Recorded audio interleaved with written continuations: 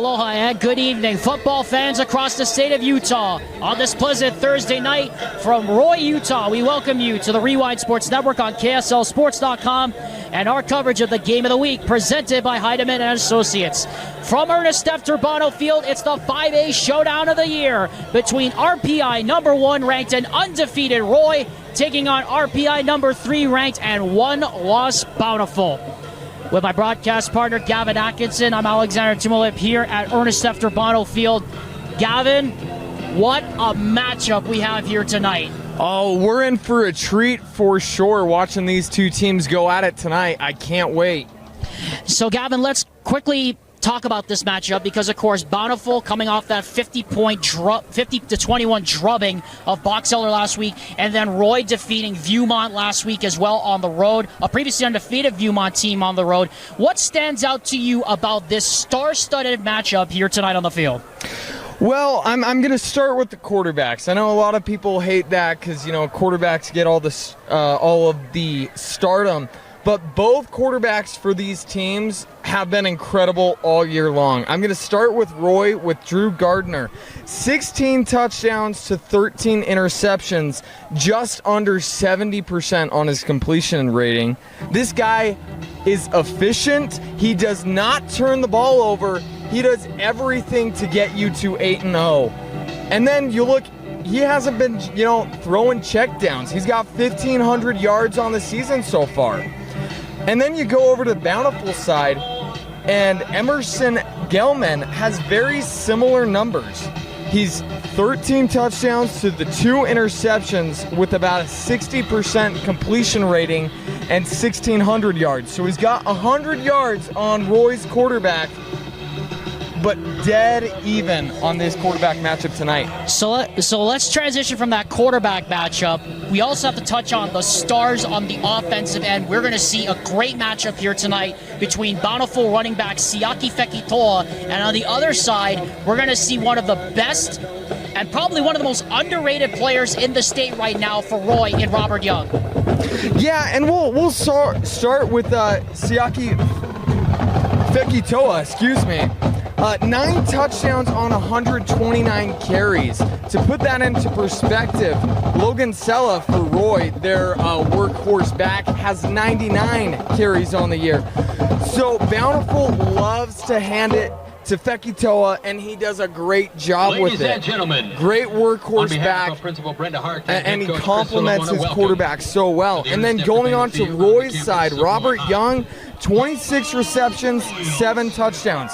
26 receptions doesn't sound like a lot, but what you have to understand with Roy is they get the ball out to everybody. All of those receptions throughout the year have been divvied out to a bunch of different guys. But what does stand out is the 7 touchdowns on the 26 receptions. When he gets the ball, it's in big moments, and it's for about 18 yards per catch. I pledge allegiance to the flag of the United States of America and to the republic for which it stands, one nation under God, indivisible, with liberty and justice for all. As the Royalettes perform their presentation of the colors, we now turn it over to public address announcer Mount Stevenson.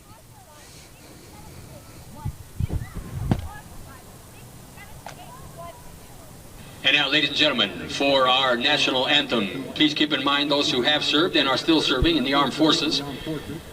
Trumpet solo by Roy High Senior German Cibrian.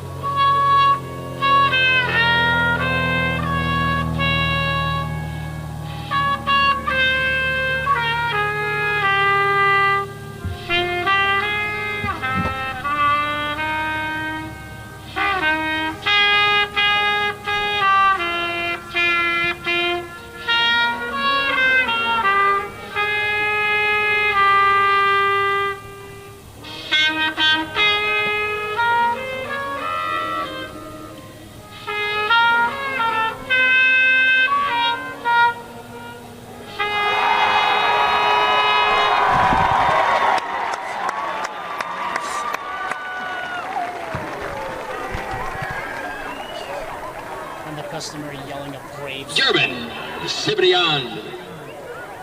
Thank you, ladies and gentlemen, and Royal Airs.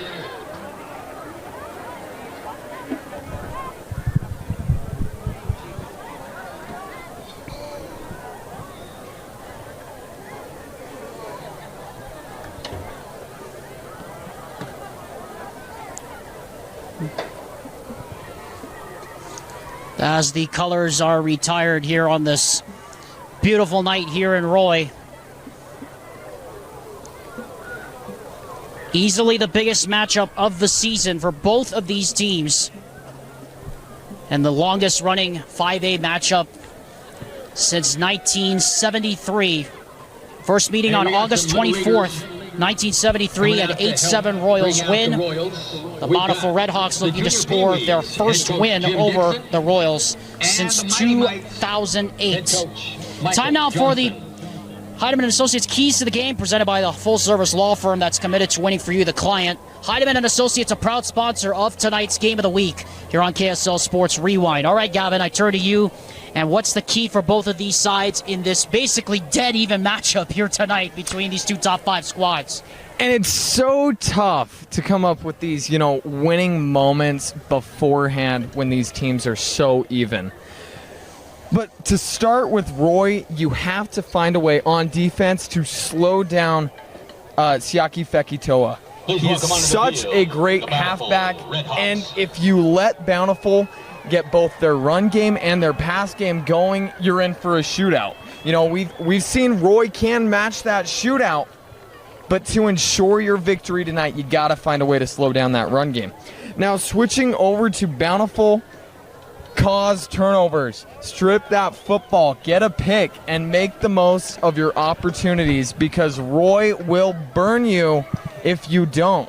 They'll find a way to get it in the end zone, kick a field goal. They make the most of their opportunities, as they've been scoring points around the 50s this entire season. It'll be a big ask, but Bountiful's got to find a way to slow down this Roy offense. The teams are about to take the field, and the siren call of the Imperial March brings out the dark-shirted Royal captains first, and soon to be followed by the rest of the Royals.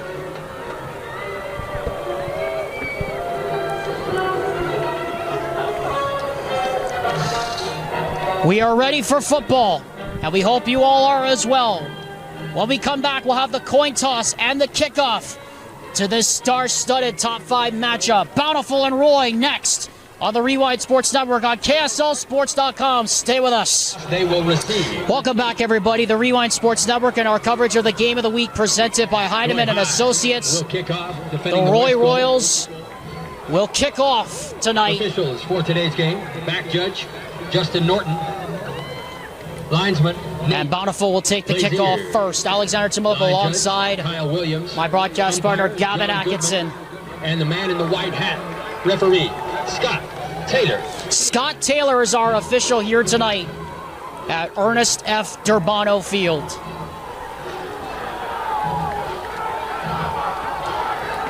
The sparklers flying in the background, the flag waving.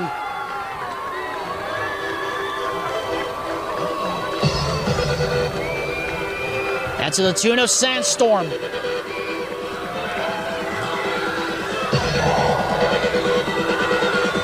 The Redhawks came out first.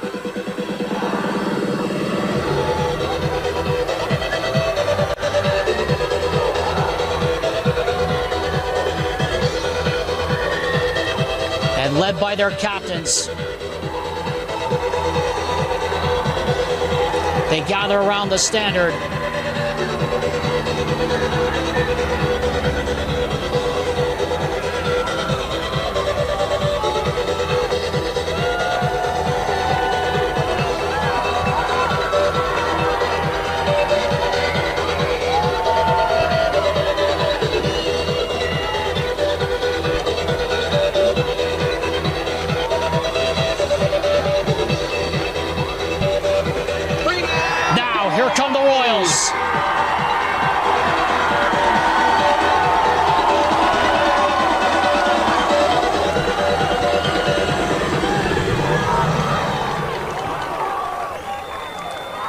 Gavin, you can just feel this game feels a lot different than any other game on a Thursday night. This feels like a playoff game here tonight. And what I imagine the coaches have to be telling their kids is, hey, it's just any other game. Find a way to win it, right? You can get caught up in the emotions, and they can distract you from what matters. But on the other hand, Roy's here at home, community shows up, and you can feed off of that energy. That can drive you just that extra bit once you get tired. Really excited. You feel the energy, and I feed off that energy too. I can't wait. Gavin Atkinson and Alex Tumanev. Roy will kick off towards the south goal here at Ernest F. Durbano Field, which has seen the likes of Jim McMahon and others pass through these doors. Colby Froker to kick off. To return the kickoff is Brock McSwain and Bo Birmingham. Deep to receive. On this Thursday night, we are glad you could join us from across the state and around the world. And here we go as Froker kicks this one off, and it will go into the end zone for a touchback. And Emerson Dialman will bring it out to the 20-yard line first. And Gavin, you said it right off the top. We're about to see right off the bat this Roy defense go to work. These are two of the best defenses in 5A. Number 7 last year under Jake Gallegos, the Royals. Number 5 under Jason Walker for the Bountiful Redhawks last year. And you're going to want to keep your eye on number 0, Logan Sella. 69 tackles on the year, and that's also their halfback. So he's playing two ways throughout this game. They start with Geilman and Fekitoa in the shotgun, double wide receivers to the right. On 1st and 10, and the handoff is fake to Fekitoa. The throw in the flat is complete, and getting out to the 30 and out of bounds to the 33-yard line is Britton Tidwell, the slot back. Emerson Geilman. And this is a great taste of what Roy is going to have to face all day. That play action that Siaki Fekitoa gives this Bountiful offense, the defense bites on that run, and you find a receiver wide open on that out route. 1st and 10 now from the 33-yard line. Siaki Fekitoa in the shotgun with Geilman. He'll hand it off to Fekitoa going up the middle.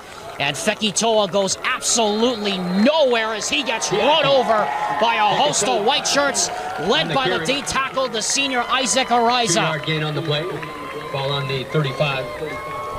He maybe got a yard. They'll give him an extra half a yard up to the 34 3/4 officially. Alexander Timolip alongside Gavin Atkinson and Josh Dodge on the camera here from Ernest F. Durbano Field in Roy, Utah.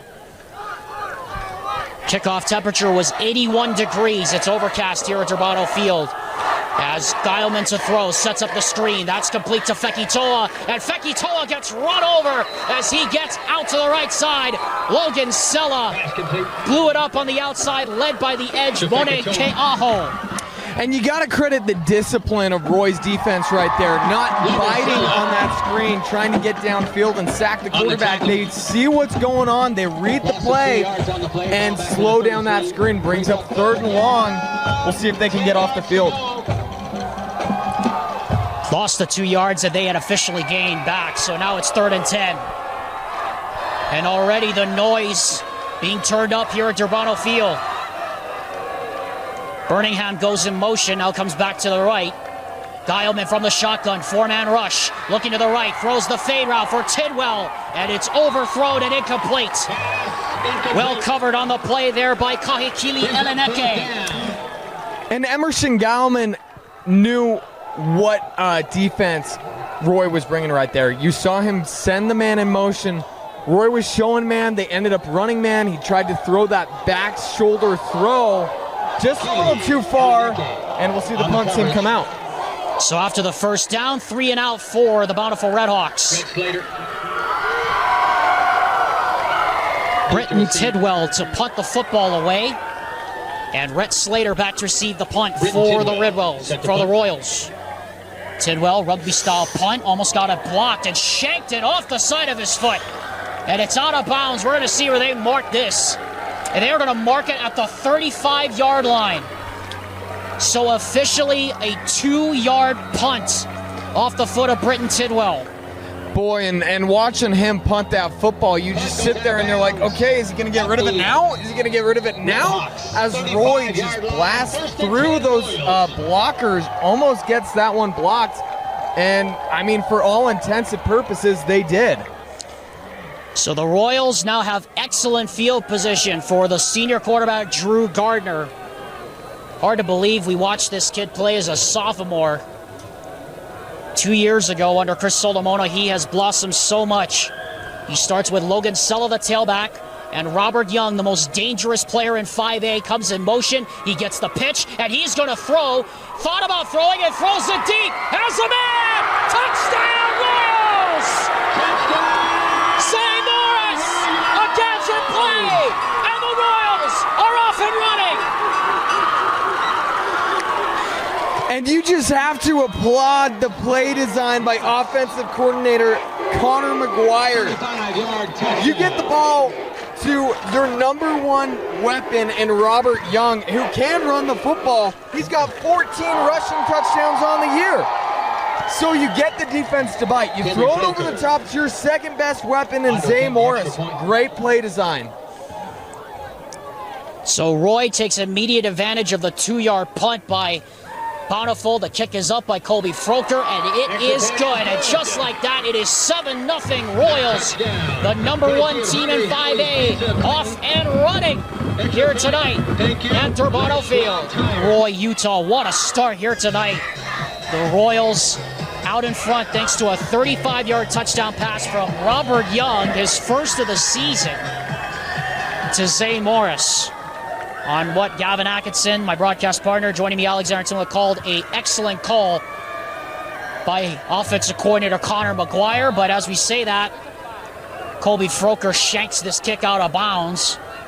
And it'll be 1st and 10 for the Bountiful Redhawks at the 35-yard line. And Gavin, now you wonder about what the response is going to be from the Redhawks and offensive coordinator / head coach Jason Freckleton here. Well, you got to stay calm. You can't try and get it back in one play. You can't try and match what Roy just did.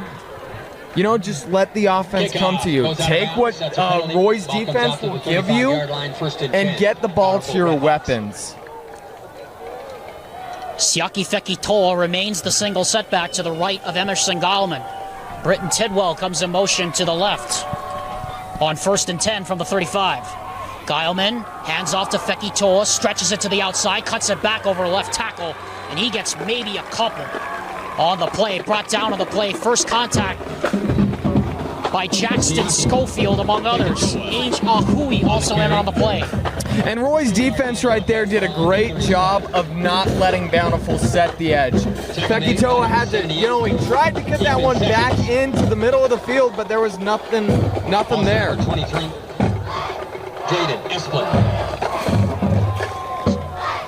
So 3 touches for Fekitoa, and he has a grand total of 2 yards. Geilman from the shotgun, hands off to Fekitoa again, this time to the right side, breaks a tackle. He gets waffled as he gets across the 40-yard line to the 44. And he'll pick up about maybe 9 yards. It'll be 3rd and less than a yard to go for the Redhawks. And that is, one of the toughest things to stop about Fekitoa. Roy's defense had like 8 guys stacked in the box, and he still found a way to get those yards, bringing up a 3rd and short. Zeke Murdoch now takes the place of Fekitoa on this 3rd and 1. And he gets the handoff, and he's going to get it. Not by much, but he got it.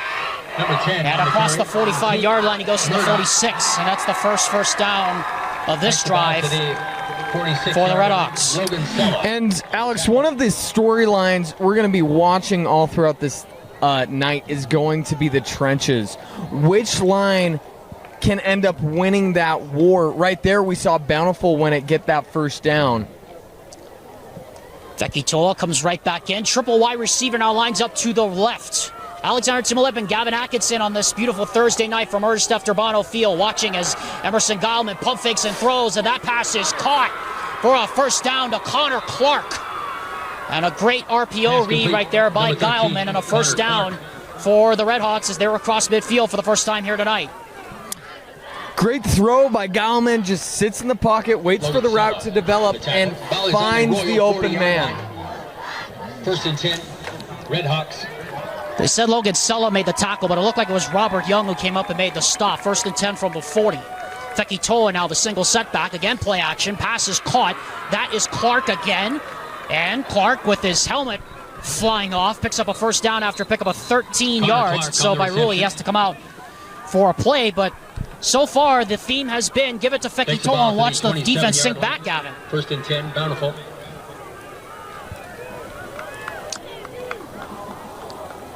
Just past the 8-minute mark here in the first quarter. Alexander Timoth alongside Gavin Atkinson, Josh Dodge, John the camera, joining you from the top of Ernest F. Durbano Field here in Roy, Utah.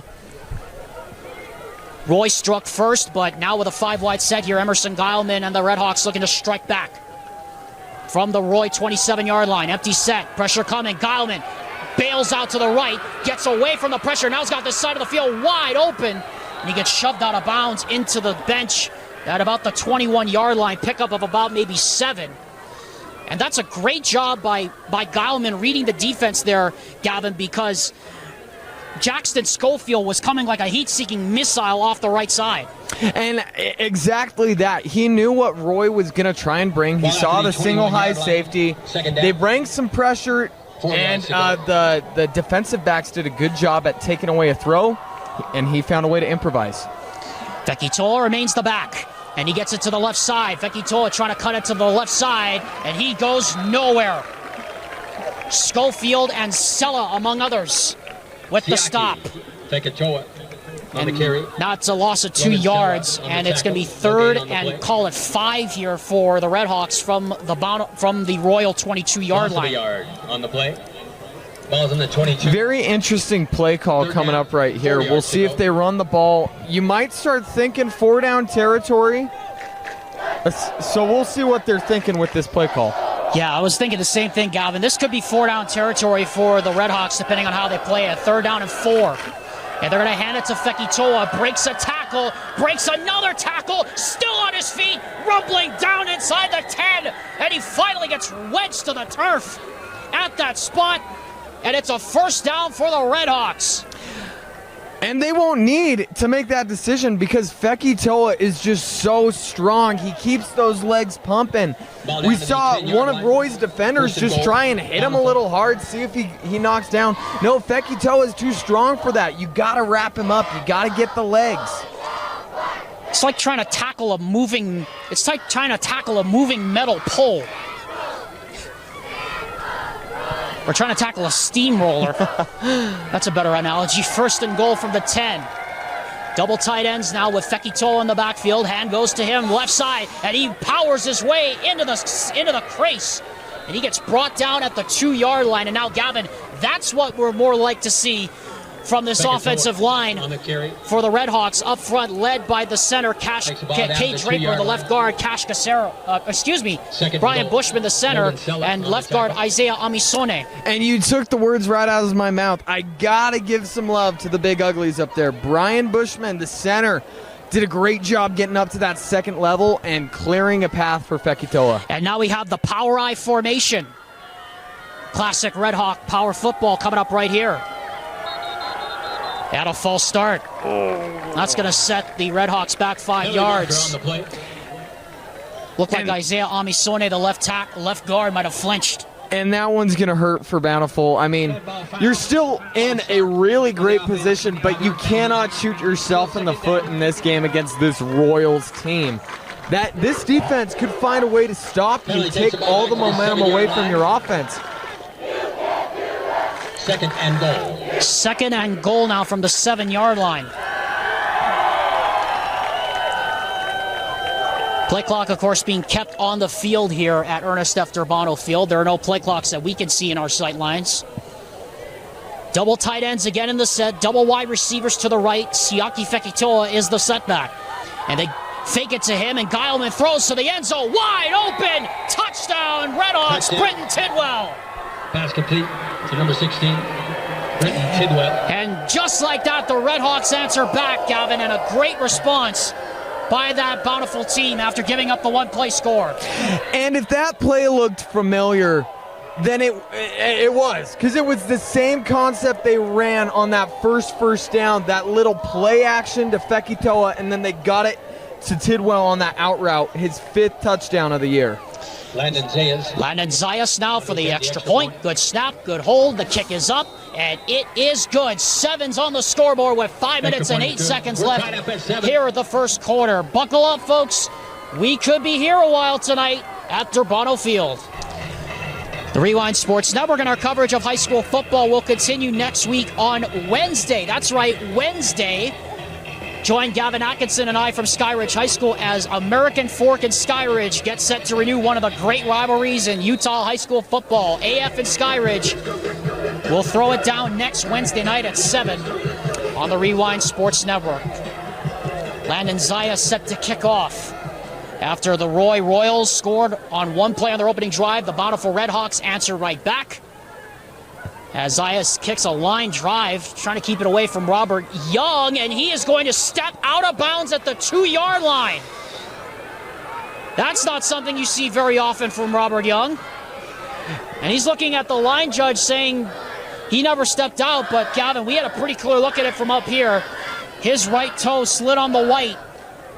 And that's just a mental mistake from him. He really should have let that one go out. At the worst, it's a touchback. At the best, it's a kickoff out of bounds. Now he's put his offense in a really tough position. At the 2-yard line. So Roy will have to go 98 yards on this next drive. That Bountiful drive, by the way, started at the 35 following the kickoff out of bounds, went 7 plays, 65 yards in just under 3 minutes. And we are deadlocked here at 7. What a start we've had to this one. Of the fireworks already starting here at Ernest F. Durbano Field. Ace backfield here for Drew Gardner under center. Logan Sella is the single setback. Young comes in motion. A hand it to Sella up the middle. Penalty flag goes down at the snap. And where the yellow hankies are tossed, Gavin Atkinson, I suspect this is going to be illegal motion against Robert Young for going towards the line of scrimmage. And this will just push back Roy. I mean, half the distance to the goal, but we'll see. We'll see what Connor McGuire can draw up, as he's really in a tough situation. A tough start here for Roy on this drive. The kickoff could have gone out of bounds. Instead, Robert Young picks it up and tried to play it on the 2-yard line and slid out of bounds. And now Roy is basically a hot dog bun and a half away from the goal line. You can't really get any closer than this. I suspect a pass is coming here, though. Here is a handoff to Sella going left side this time, and he was able to get into the stack and push his way out to about the 5-yard line. So a little bit of breathing room and a 4-yard pickup for the Royals. And, that's a big win for this Roy offense. That a 4-yard run's a win anywhere on the field, but especially in the shadow of your own goalpost. Breathe a big sigh of relief. Sella officially picked up 4 on the play. 2nd and 7 now from the 5. Now the shotgun, double wide receivers either side for Drew Gardner. Low snap, and he's able to get it away. And what are they going to rule it? They're going to rule it an incomplete pass, as they're going to rule Gardner shoveled it forward in the direction of Robert Young. And so that's going to bring up 3rd and 7 from the 5-yard line here for Roy. Oh, man, and Dawson Allsup, number 12 for Bountiful. He wanted that sack. You saw him showing pressure early in that play, and he came untouched off that line. Roy really lucky that's not a safety or a strip sack. So now the Redhawks student section across the way, turning up the volume knob a bit. 3rd down and 7 from the 5-yard line. And the first 3rd down of the night faced by Roy. Triple wide receiver lines up to the left. Gardner fakes the play action, now throws. That is caught. That's a first down. And that's Colby Froker, the senior. And that's a first down up to the 20-yard line. Pick up a 15-yard line. Pick up a 15 there for the Royals. And that is exactly what you need. You convert the 3rd down And you got that ball over the jumping Bountiful defensive lineman. Tried to swat that one down at the line of scrimmage, and he got it just over his hands. Threw it right over the top of Caleb Morris. Sulla now goes in motion, making it an H-back to the left. Young is in the backfield, and Young is going to get the screen here to the right side. And Young breaks a tackle. Young to the 25, and Young across the 30-yard line, brought down to the 31. That's enough for a first down. And we have a man down here on the backside of the play, and it looks like injured player on the field. It looks like that's the right tackle, Bo Brown, who is hurt. And this could be a big hit to this Roy offense. It very well could. Paris Tia now being called to the sideline here. We're going to step out for a bit, and while they tend to Bo Brown, we are tied at 7 late here in the first quarter. Bo Brown being helped off the field with some assistance here at Ernest F. Durbano Field. Alexander Timov alongside Gavin Atkinson. 3 minutes and 59 seconds left officially here in the first quarter of the Rewind Game of the Week, presented by Heidemann and Associates. To the 31-yard line. That's another Royal. Shotgun here for Drew Gardner. Double wide receivers to the left. And the handoff on it is a fly sweep to Kahekili Eleneke. And Eleneke has a first down all the way out to the 45-yard line. Kili Eleneke. And right there, we saw Bountiful bringing out a 4-2-5 package. You had a lot of man coverage on the field, and Royals receivers did a great job blocking down the field. Studio 48. And Sulla did a great job breaking some tackles. Clock rolling with under 3 minutes and 15 seconds left here in the first quarter. Gardner to throw, that is complete. That's Eleneke again, and he gets hog-tied from behind as he picks up another first down to the 42-yard line. And this Roy offense right now is clicking on all cylinders. The speed of Eleneke and just the shiftiness. You know, he has that hezzy and he gets those extra yards. Studio 48 and Intermountain Health. And now we have a problem, as looks like someone's going to get chased off for equipment. Kobe Froker is going to get issued the warning. And so Kili Eleneke will take his place. 3 minutes and 10 seconds left here in the first quarter. Alexander Timolip, Gavin Atkinson. The fireworks already beginning here at Durbano Field. From the shotgun, Gardner going to launch it deep for Eleneke, and it's overthrown by about a step and a half up that left sideline. Good coverage on the play by Winston Robinson. And I got to give a shout out to Logan Selle right there. He took a big hit, you know, getting that pass block up as Bountiful, the Redhawks, had big old linebacker coming down Main Street untouched. He did just enough to protect his quarterback, even though it was incomplete. Sulla remains the tailback now, H-back in the formation. Here is Sulla over the right side. He gets a few up to the 39-yard line, officially gain of 4. Logan Sulla. Before he gets ridden down on the play by Ethan Higginson, the nose tackle. Number 67. Correction, 57. Max Manning. Ball's on the 39-yard line. So the second third down of the game here for the Roy Royals, as they have a 3rd and 7 on the 39 of Bountiful, and they are trying to answer back. Double wide receivers and an H-back in the set. Sulla, the tailback. Bountiful looks like they're bringing an extra man off the edge, and here they come. And Gardner bails out of the pocket to the right. Got a man up the sideline, throws. That is complete.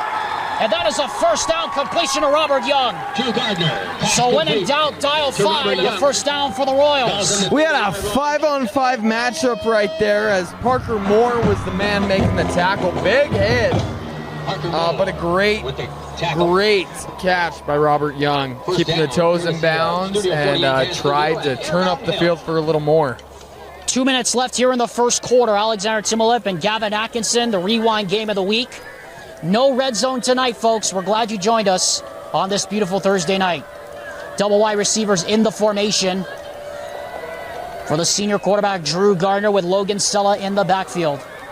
Robert Young lines up slot to the right.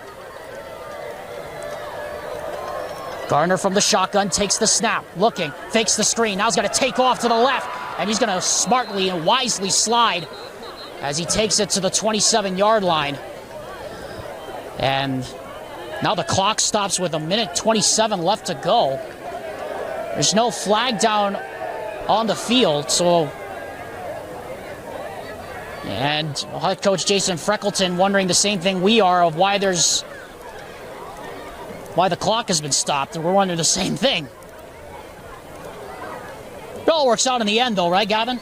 Yeah, I'm just as baffled as everybody else. I've been, trying to think of possibilities, but we'll see it run now. So after that weird stoppage of the clock, 2nd and 7 now from the 27-yard line. Need to get to the 20-yard line for a first down. Ryan Foss goes in motion, handoff goes to Sella, and Sella gets stomped in the cellar.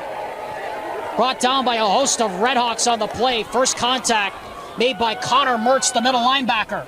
And Connor Mertz, you want to know where he is on the field. 2 sacks on the year and a pick, complemented by 53 tackles. He is a great linebacker. We saw Bountiful bring a run blitz right there, getting into those holes the offensive line developed quickly, and bring down the tailback behind the line of scrimmage.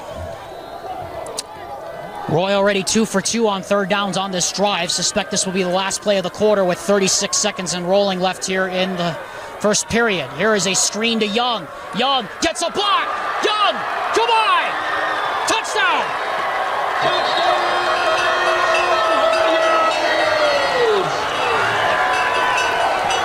Drew Gardner to Robert Young. All 3 third downs on this drive. They have dialed 5, and it has worked. And Robert Young's got his 2nd touchdown of the game.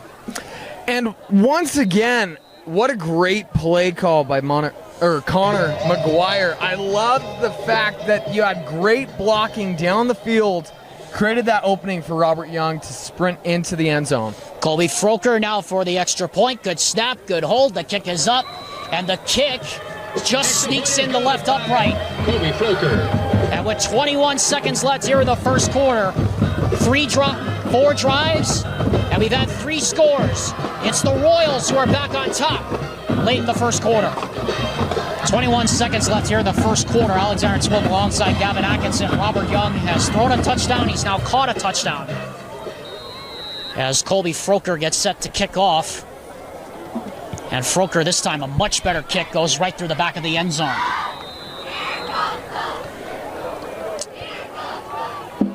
So Emerson Geilman will bring the offense back out, and Gavin, we talked about how the defenses were probably might be the story of this game. Instead, it's the offenses led by Robert Young on one side and then Siaki Fekitola on the other side for Bountiful. We might have a shootout here after all. You're right. And I've really been impressed with Bountiful and Roy. Both, Roy scored off of that one play, trick play, but then they went and proved that they could go down the length of the field. We'll see how Bountiful responds. That was a 98-yard touchdown drive as Fekitoa just churning the legs forward up to the 25-yard line. He picked up 5. Brought down by Jackson Schofield, and that is going to take us to the end of the first 12 minutes here this evening. Schofield and Logan Sella. Hey, Gavin, are you having fun yet? Oh, I am having a blast. What a start to this game. Can't wait for the second quarter. Well, we only have a few seconds to wait until the second quarter. It's 14-7 Roy. Back after this on the Rewind Sports Network. To have Mountain Land Truck Outfitters alongside us, proud sponsor of Rewind Sports Network coverage of high school sports and proud sponsor of your Utah Hockey Club. Just had to throw that in there. Alexander Tidwell, Gavin Atkinson here on this beautiful night in Roy. Ladies and gentlemen, Roy High School. And Gavin, what a start to this game here so far. And aren't we just so spoiled? This is just such a great game. I was telling you during the break about, the atmosphere and just how energetic and fun it is. So excited to see, Bountiful's been getting some things going. We'll see if they can sustain that. 2nd and 5. 2nd and 5 from the 25. Emerson Geilman from the shotgun. Fekitoa is the back. They fake it to him out of the shotgun, and Geilman rolls to his right. He'll take off to the right, and he is going to get escorted out of bounds. He lost about a yard. Great coverage downfield from the Roy defense, and it'll bring up third down. And yeah, you gotta credit the defensive backs there. They did a great job keeping coverage on the receivers while Geilman was trying to improvise. They stuck right on their assignments and, didn't let anybody get loose. See if Geilman can take his team across the marker here on their first third down of the second quarter. Fekitoa goes in motion. 5 men on the rush. Geilman steps out of the pocket, has a spy on him, trying to get to that marker. He's going to back his way. He's going to be short by about a couple. And Gavin, this is judgment time here for Jason Freckleton. It looks like he's going to send the punt unit on. And that one's just so tough. Maybe if you have 20 more yards of field position, you might start thinking a little more aggressively. But these are the plays that will define the game. These stops, 2 yards is all it takes. And then if Roy goes and has a good drive, who knows? Great stop by Roy right there. Slater to receive the punt from Britton Tidwell.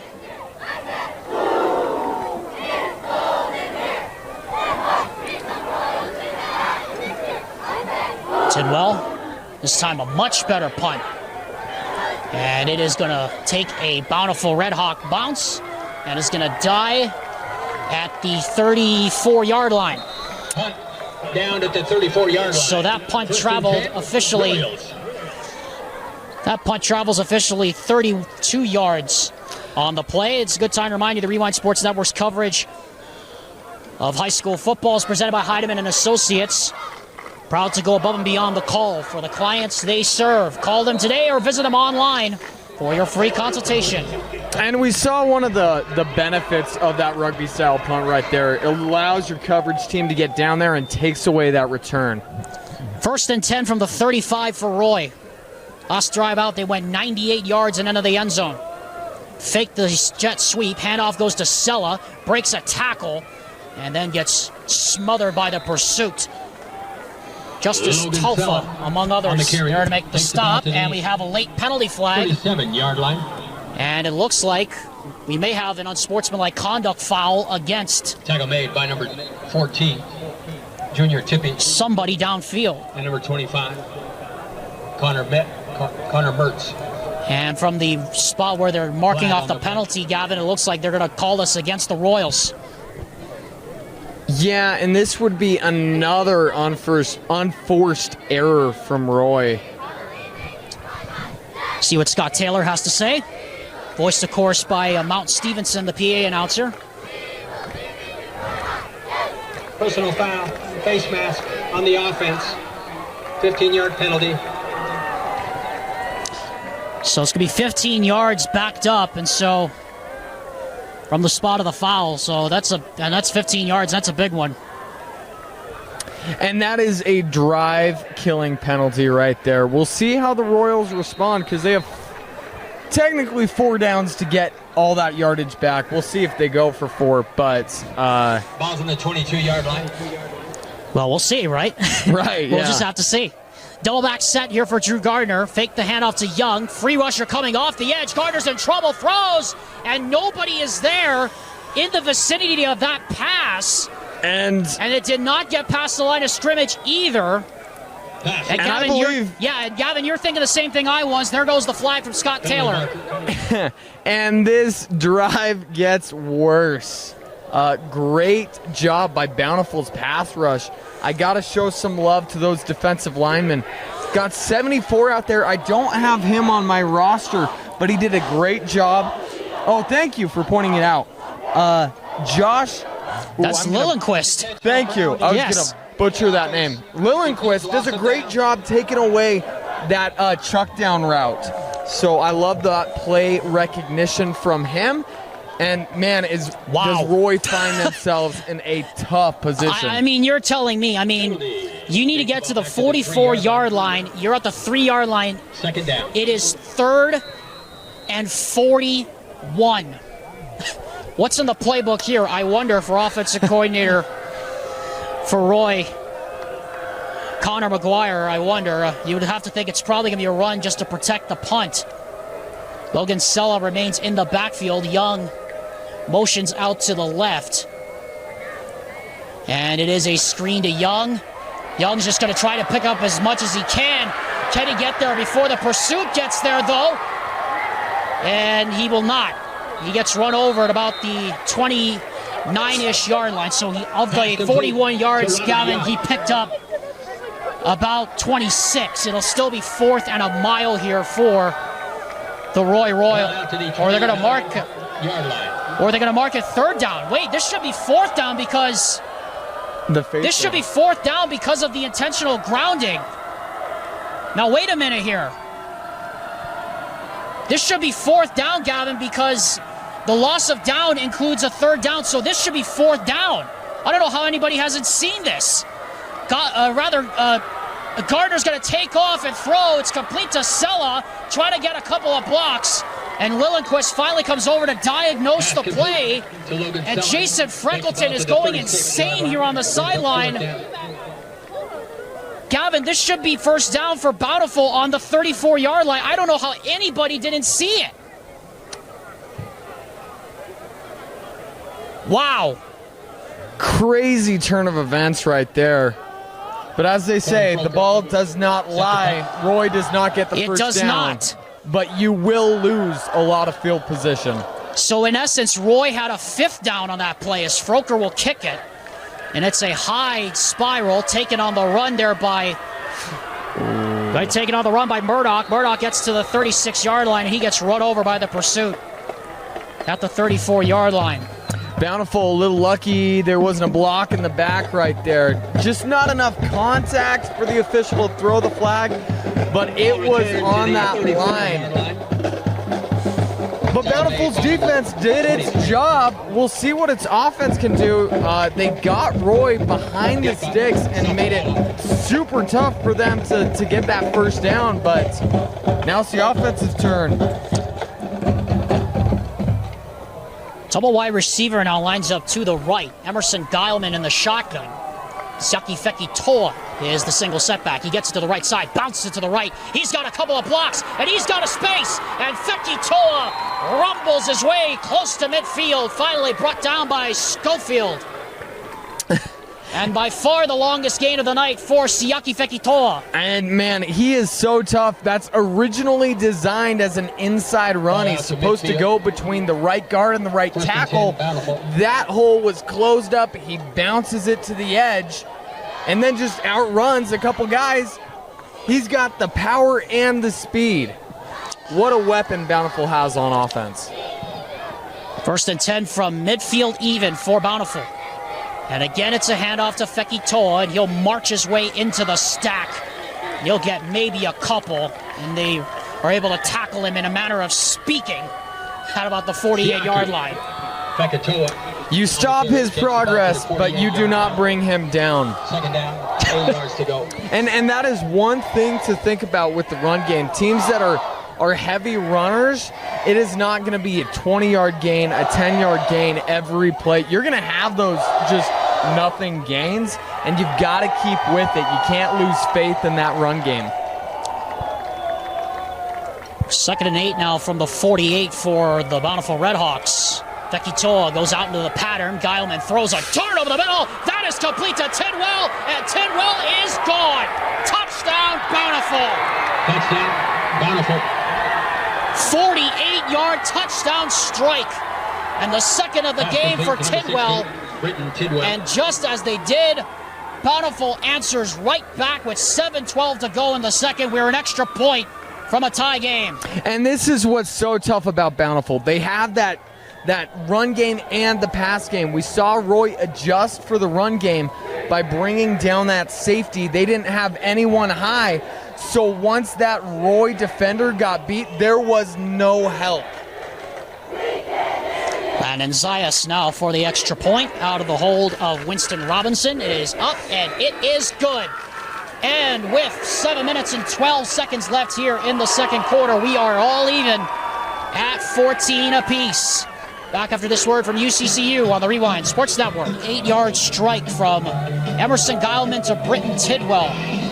Second time those two have hooked up tonight, and Bountiful has deadlocked this one with the Royals of Roy.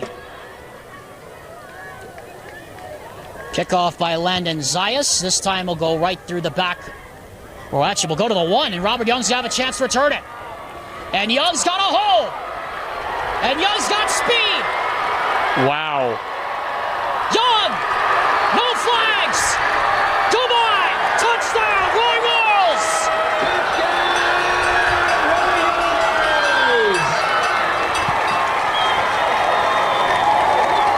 99 yards! 99-yard touchdown return.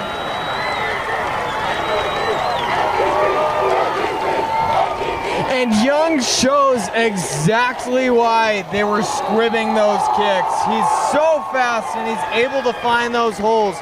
Great ball carrier vision and swings the momentum back into Roy's favor.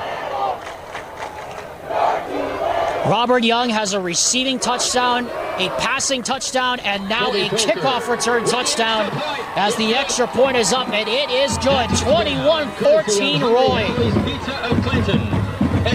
So, Gavin, we talked about how coming in, this was going to be a star power battle between these two teams. And so far, it's Robert Young 21, Bountiful 14. And he has been incredible. He had that passing touchdown, he had that special teams touchdown, and he had that receiving touchdown on this game. He has been a stud on the field throughout. Really impressed with this kid so far.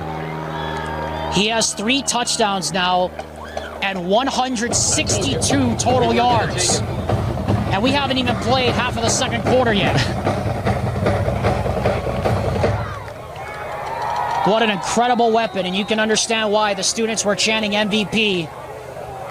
He definitely has a chance to be the dark horse candidate for Deseret News Mr. Football this season. Colby Froker will kick off, and this kickoff this time will go right through the back of the end zone. Ball comes out to the 20-yard line, 1st and 10, Bountiful. So now it comes down to, Gavin, I turn to you. I mean, it just seems like this game is going to be a game of momentum swings now with the way these two teams have been playing. And you gotta, so far we've seen 2 of Roy's touchdowns come off of these big shot plays, these big plays. So far, Bountiful's done a decent job on defense, but you've got to find a way to sustain that offense, and that is so hard to do against a defense like this. Fekitoa up the middle for 5, maybe 6 yards. Alexander Tibble alongside Gavin Atkinson, in case anybody missed it. Britton Tidwell into the end zone from 48 yards out, and then Roy's Robert Young with his 3rd touchdown of the ball game, a 99-yard kickoff return. This followed, of course, he threw a 35-yard touchdown pass on the first offensive play from scrimmage for the Royals, and then scored on a 28-yard receiving touchdown late in the first quarter. Fekitoa next to Geilman in the shotgun. Man goes in motion, fake to that man, and the handoff goes to Fekitoa, and he is swallowed up. Ainge Ahui, the first contact. Great job by Roy's defense getting into the backfield, getting that tackle for loss. Brings up 3rd and 5 or 3rd and 6. We'll see what is in the playbook for Bountiful. Big 3rd down here. They need 5 to get to the 30-yard line. Tidwell lines up in the slot to the right. Geilman to take the snap. Extra man on the rush. Throws. And looking for Fekitoa. Trying to get it out there quickly and incomplete. Brings up 4th down. And it's 4th down. And the Redhawks will have to punt it away. And boy, is that momentum important as you're about to punt the ball back to this Roy offense. We'll see if Bountiful's defense can come big. Maybe something good will happen, something we don't expect from this special teams. Well, we've already had 2 kickoffs go out of bounds.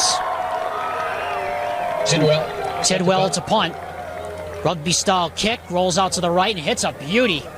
End over ender, and it is taken on the run by Slater. And Slater is one-on-one dropped at the 46-yard line, at the 43-yard line rather, and that's going to be good field position for the Royals to go back to work. The Rewind Sports Network and our coverage of high school football continues next week. Tackle made by number 11. Jackson goes. Join Jake Hatch and Nate Carter from Saratoga Springs as Westlake closes out their season against the Lone Peak Knights. Coverage starts next week, Wednesday night at 7 p.m. on the Rewind Sports Network on KSLSports.com. And if you're a sports fan, you've got to love it. You know, that's been one of your plagues all your life is not having football on Wednesdays. Now you've got week-long football Monday through Sunday.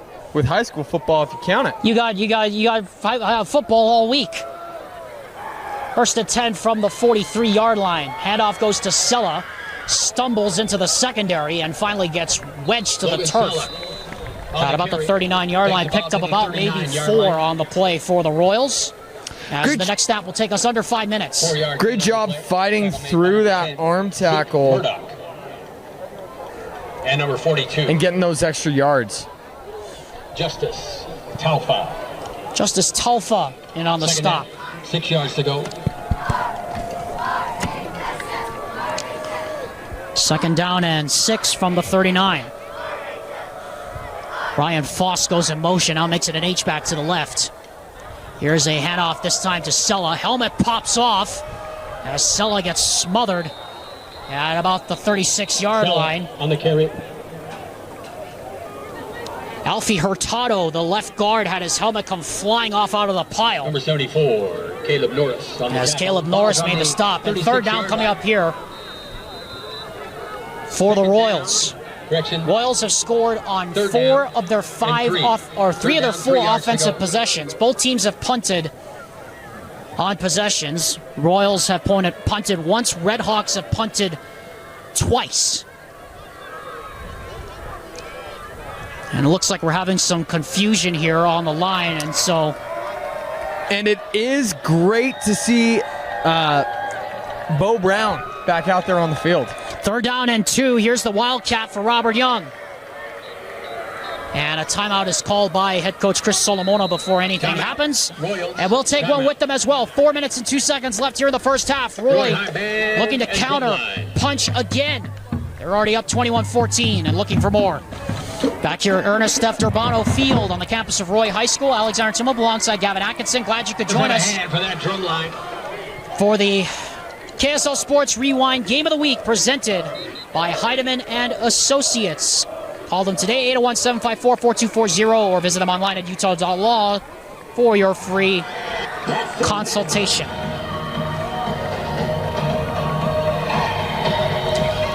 So, Gavin, interesting play call coming up here for offensive coordinator Connor McGuire, because conceivably it seems like you have 2 downs to pick up these 3 yards. And this is a game-defining play, or maybe I'll rescind that and say a half-defining play. If you can get this first down and keep this drive going, you can take a double-digit lead into halftime. But if you're Bountiful, you can save your offense after that little bit of a sputter on that last possession. If you can get off the field here, maybe your offense can go down and create something and go to the half tied. Really interesting situation right here. And we have another timeout. This time it's called by Bountiful. Or rather, we have a stoppage. The clock was running. Clock read clock reached 3:51 here at Durbano Field. It should actually read 4:02 on the clock, so they'll take some time to reset that. Robert Young reset at 4 minutes 2 seconds. Robert Young is in the Wildcat. Logan Sella is the single setback.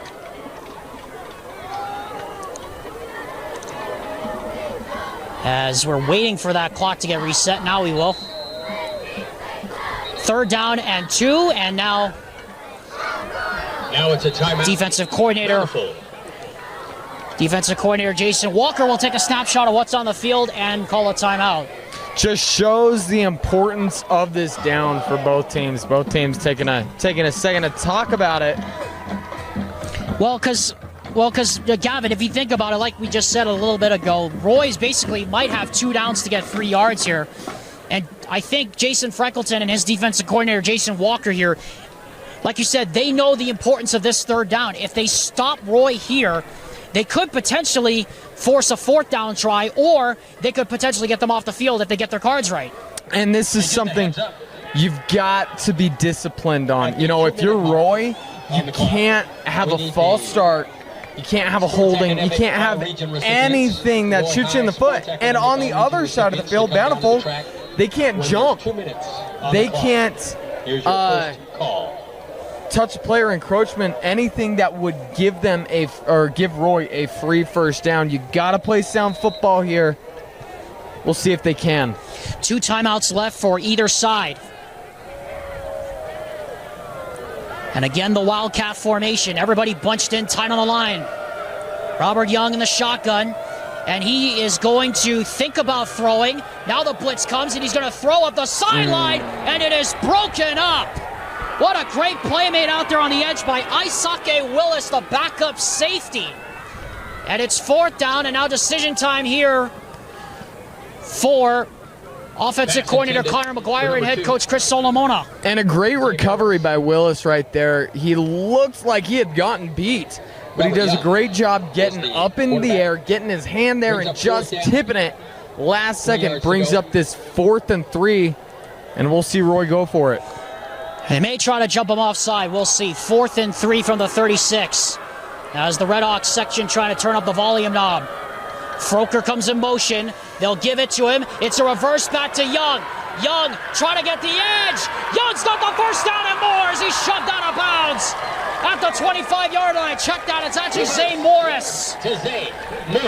And right there we saw, once again, Willis, the backup safety, have a chance. He recognized the reverse, and he just wasn't able to wrap up Morris behind the line. Great play call. Been very impressed by Connor McGuire so far in this game. Courtesy Studio 48. So 1st and 10 now from the Bountiful 21 as Roy looks to take a 2-score lead going into halftime.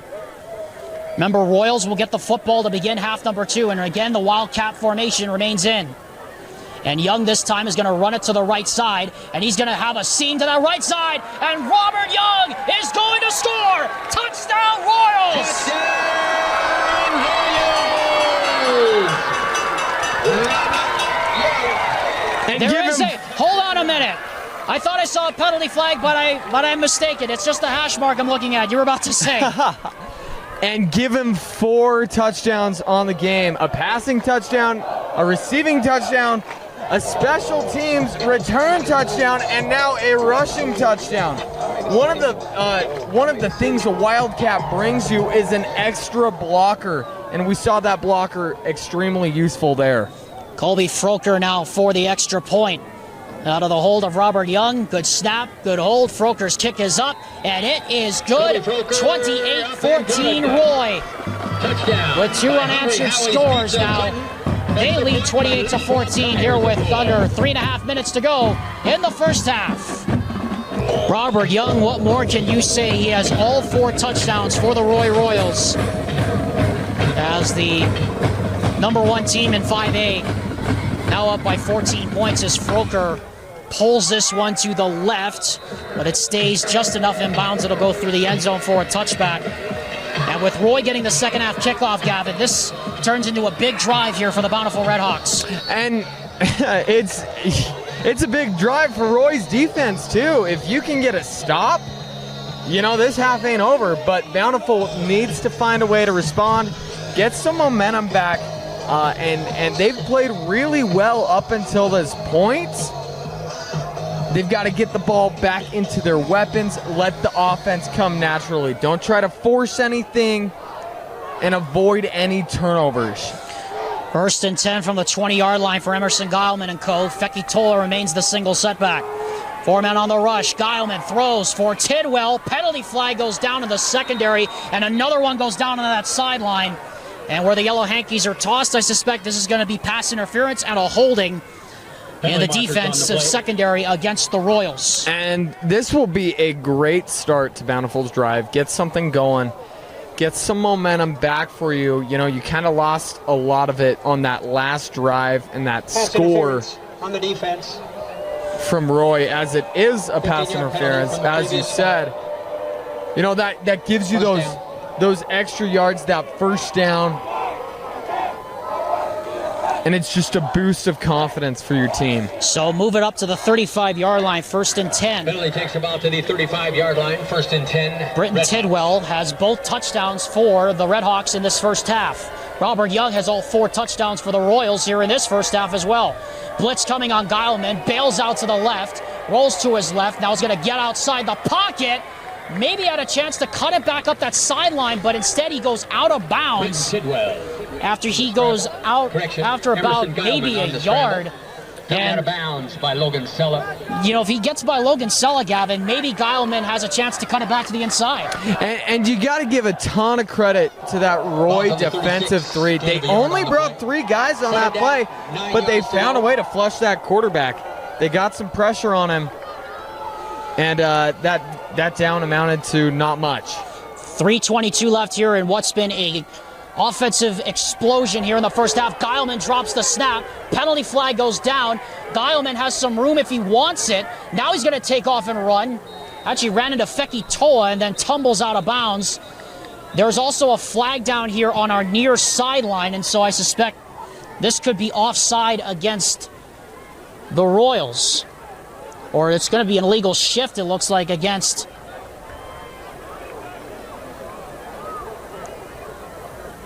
the Redhawks, but we'll see what Scott Taylor says.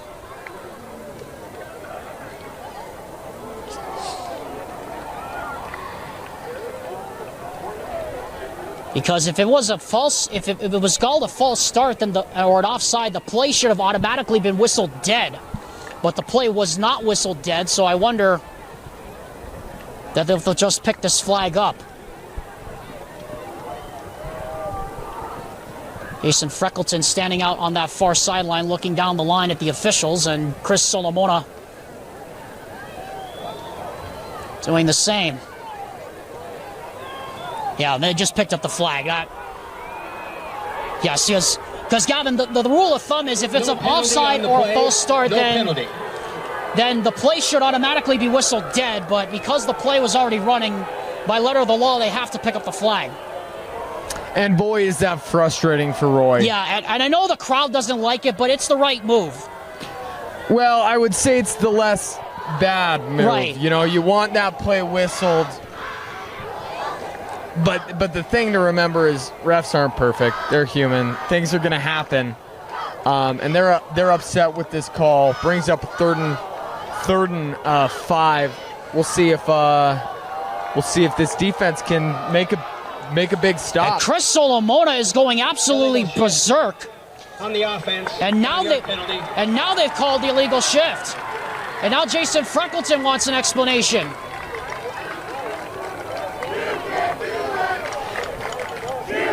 A very interesting. I am very confused now. Very interesting few moments as we saw Bountiful lining up on that 40-yard line to go for that third down conversion. Then we have the illegal shift called, and now the ball's been moved back. So after all of that, it's going to be 2nd and 14. So we're going to do it again. Second down. Ultimately, I believe it was the right call. 2nd down and 14 now from the 31. Here's Feki Toa going left side. Feki Toa has a block. And now we have a penalty flag down at the end of it. And I suspect that this is going to be a face mask against Roy. So, penalty marker on the Gavin, in about the span of 3 plays, we've had about 6 penalties. And all of that negated by the Feki Toa run and the face mask. This is fun, isn't it? Oh, it's great to be out fun. here. Personal foul. So Scott Taylor calls the face mask. That is the 6th penalty already against Roy here in this first half, and it's a biggie. And those are the penalties that will drive a coach crazy. You're up 14. Your defense has been playing well, and then these penalties will just give Bountiful some momentum, something to work with.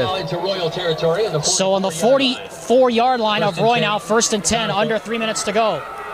triple wide receiver lines up to the right. Geilman in the shotgun. They only bring 3, and he's got time, and the pass is dropped. Pass incomplete. That's in and out of the hands of Junior Tippy. Junior Tippy. And Tippy had some room to run down the seam if he had that catch.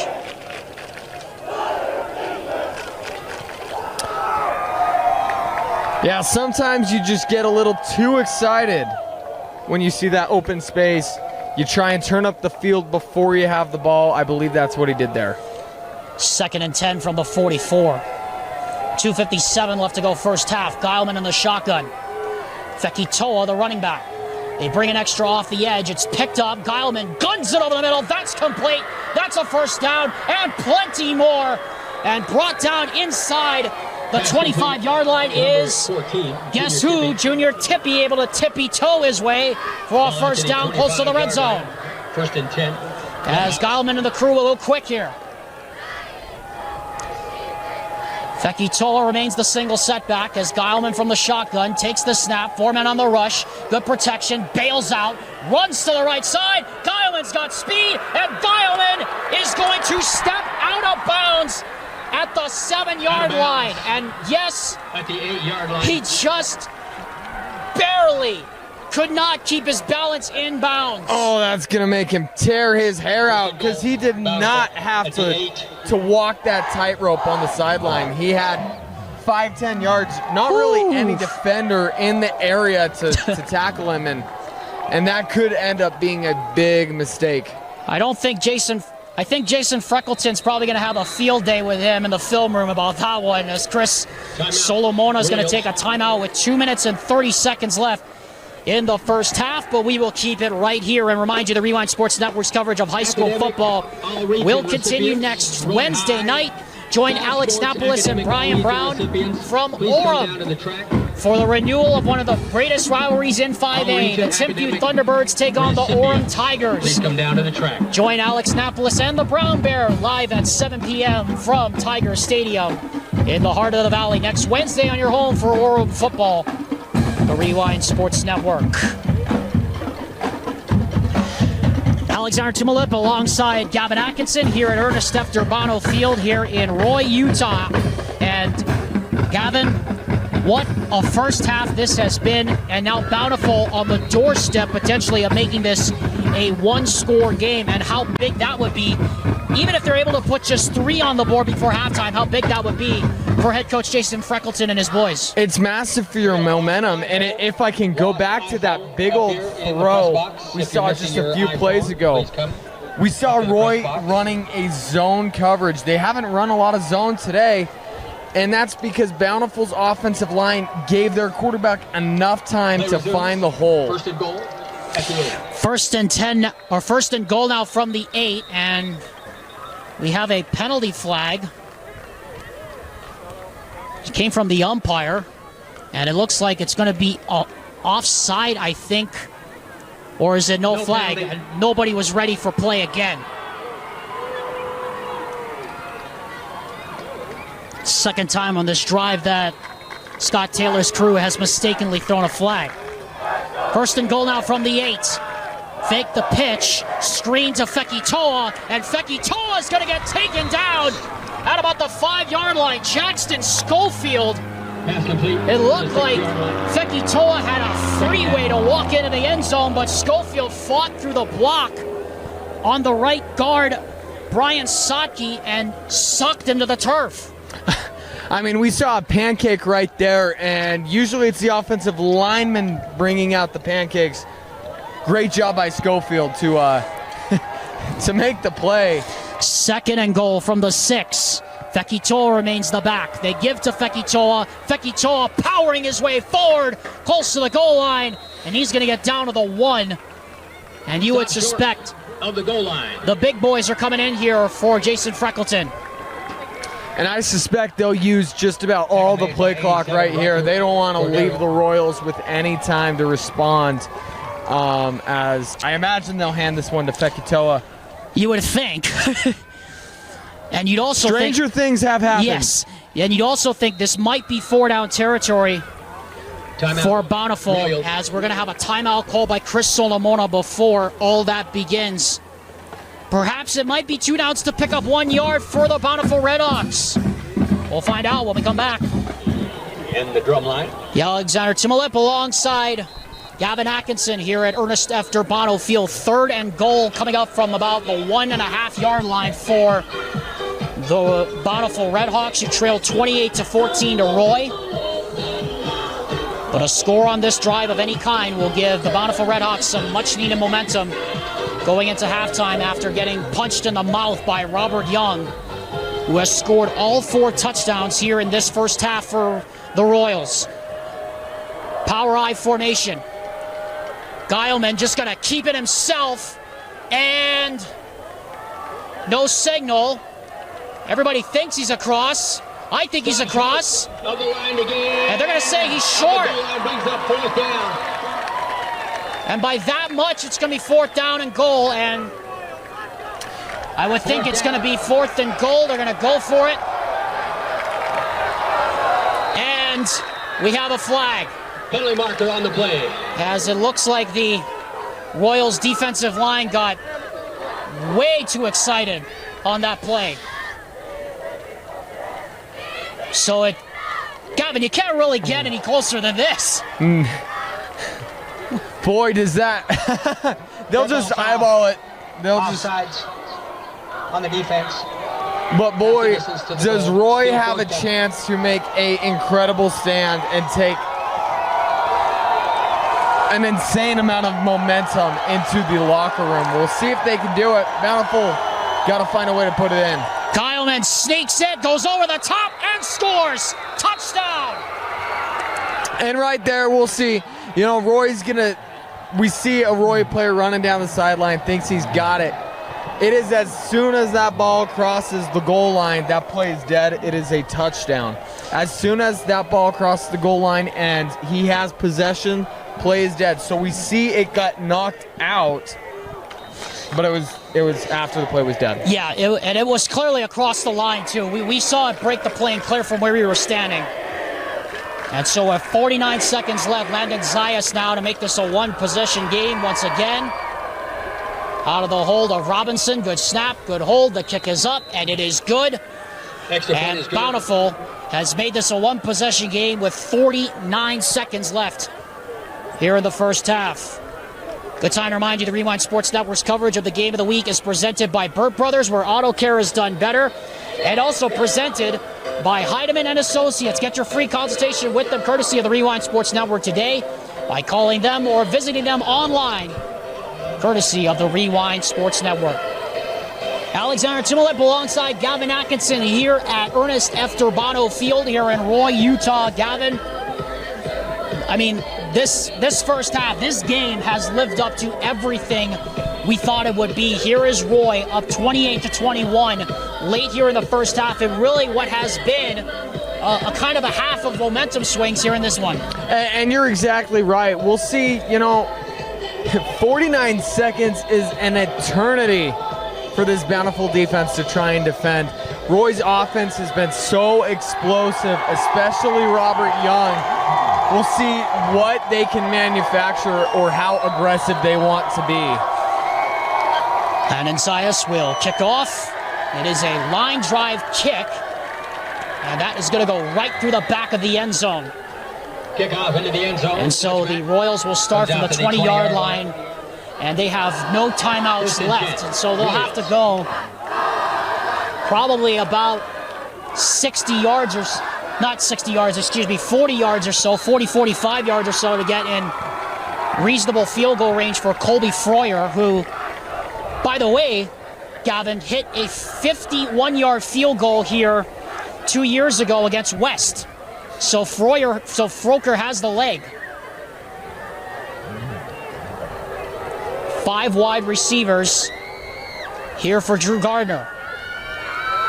Just 3 men on the rush. It looks like they're just dropping 8 into coverage. Pass is caught. That's Kahekili Eleneke. And Eleneke is going to be brought down in the field of play. And they got to move. Eleneke. Gardner looking to the sideline for the call. Clock running 37 seconds. They got to move. And they got to go fast. 30 seconds. A lot of time being taken off. Gardner, 3-man rush, throws to the sideline, throws it out of bounds and incomplete with 26 seconds left. And Gavin, I suspect with it being third down, maybe they try for one more play to try to get down the field, because I don't think you want to turn it over here in your own territory. And you're exactly right there. There's too many unknowns. You could have a lapse on special teams. I wouldn't be surprised if they ran out the clock and went into halftime up 7. Rhett Slater now lines up as the running back, so I assume that's exactly what they're going to do. With just 26 seconds left here in the first half, Gardner the throw. It is complete. Getting out of bounds and stopping the clock, but well short of the first down is Morris. And there's just 21 seconds left here in the first half, and that was really interesting. Boy, Gavin, that was some interesting play call there by offensive coordinator Connor McGuire there, wasn't it? I mean, you would think Morris would have gone out of bounds, but now he stops the clock, and now Bountiful's got a chance here. And that's what you got to tell your receiver right there. If you're going to run that bubble screen and he's got nothing there, you tell him, cut back into the field. Let that clock run out or make Bountiful use a timeout, because now they've got 2 timeouts and possession barring anything crazy. Colby Froker will kick it away. Almost got blocked. And it's a good punt. And it is fair caught at the 30-yard line with 14 seconds left by Birmingham. So 14 seconds left. We'll and see. 2 timeouts left for Bountiful. Let's see how offensive coordinator and head coach Jason Freckleton want to play this. Yeah. You know, you've got the 14 seconds, and that punt took off about 7 seconds off the clock. It would be really hard to manufacture something, but you can't take those timeouts with you. So I imagine they'll try. Take a shot down the field. If that doesn't work, let's head to the locker room. Fekitoa remains in the backfield as the single setback on 1st and 10. And they play action to him. Geilman rolling up the sideline, going to roll to the left and get out of bounds and stop the clock with 7 seconds left here in the first half. On the scramble, out of bounds. And there was nothing really downfield. Yeah, we saw them run a fade route on the far side, and on the near side to us, they were running just a deep post. You know, nothing there as Roy's defense is disciplined and knowing what they're going to try to do. I don't believe anybody was faked out by that play action. We'll see what Bountiful does right here. So 2 timeouts still left for Bountiful, but only 7 seconds. And you'd have to think a shot downfield of some kind is coming here. No, they're just going to hand it off to Fekitoa. And Fekitoa is going to get through this seam and be brought down. And the clock will stop officially with 1/10 of a second left, but by rule, that's automatically going to be a timeout called. So technically, there's still 1 second on the clock here. And with 1 second left, the ball is resting at the 47-yard line of Roy after the run by Siaki Fekitoa. And given where the ball is on the field here, Gavin, I would assume we're about to see a Hail Mary thrown up here by Emerson Geilman. And I tell you, Alex, I have seen some crazy things in this type of situation. I remember seeing a throw from Lance Reynolds to one Roger Saleapaga at the end of a half that actually got taken away by a penalty, and then they did it again. They went back and did it again, resulting in a touchdown. So we'll see what Bountiful can do here. You know, Roy's talking to their guys saying, keep everything in front of you. Don't let anything behind you, and swat the ball down. So 1 second officially. Geilman, just 3 men on the rush. He gets pressured. He throws down the field. It is caught. Little hook and ladder. Fekitoa gonna rugby toss it across the field. And getting close in. Is it a touchdown? Yes, it is. Unbelievable. And there are no flags. How crazy is this? How crazy? You know, Alex, that might be my favorite football play I've seen in high school so far. You see the hook and ladder, and then you just see a beautiful rugby toss to get it to the far side. Oh, man, Roy's got to be kicking themselves for how aggressive they played on that last possession, but you couldn't have known. What a great play by Bountiful. And Jason Freckleton, understandably so, going to take a timeout just to get his team settled before we head to halftime for the extra point. Gavin, I don't believe it. In a half that's seen just about everything. Folks, we kicked this game off at 7 o'clock p.m. It's currently 8:20. This is... How crazy has this been? It has been an incredible half, and that reminds me of one famous play between Boise State and Oklahoma. Why did I think you're going to bring that up? Oh, because was it a play that defined college football, and we saw something similar right there. You're making my heart hurt right now. I apologize. I forget you are a Hawaii fan. Lest you forget, I was cheering for Oklahoma in that game. I didn't want Boise State winning that. Anyway, Landon Zayas to tie the game going into halftime. Good snap, good hold, and we are deadlocked at 28. Wow. That's all you can say. How crazy this first half has been. I mean, Gavin, if that's not the play of the year in high school football, I don't know what is. It's definitely been the best play I've seen up until this season. Great play design and even better execution. It's so easy to throw that ball forward, but they did a great job of getting that behind him, making sure it's a lateral. And boy, are they going into the locker room with the momentum. So let's take a step back here, Gavin, from this first half, because like we said, this was a first half of momentum swings, and we saw it play out. Boy, that kickoff return by Robert Young, they seemed like they had the momentum, went up 2 scores, but Bountiful, how about Emerson Gileman coming back, 2 touchdown drives in the final near 90 seconds to tie the game before halftime. This just shows you how good these two teams are. And aren't they just, they're so even, they're so good. We're going to see some interesting adjustments at halftime, and I can't wait. Well, I don't know about you, Gavin, but I need a break. I need to catch my breath here for the second half. I don't know if you have it. I don't know if you have enough left in the tank, but I got enough, hopefully, for the second half. Well, anyway, folks, we're going to take a break here for halftime. What a first half between Bountiful and Roy. 56 total points, plenty of fireworks, and we're not done yet. Take a breath and come on back. The second half is next on the Rewind Game of the Week. Everybody to the Rewind Sports Network and our coverage of the Game of the Week presented by Heidemann and Associates. Alexander Timolip, Gavin Atkinson joining you here from Ernest F. Durbano Field here in Roy, Utah. Whew, Gavin, if you've caught your breath yet, we're tied at 28 as we get set to start the third quarter here. Bountiful about to take the field. I mean, this really has been a first half of momentum swings,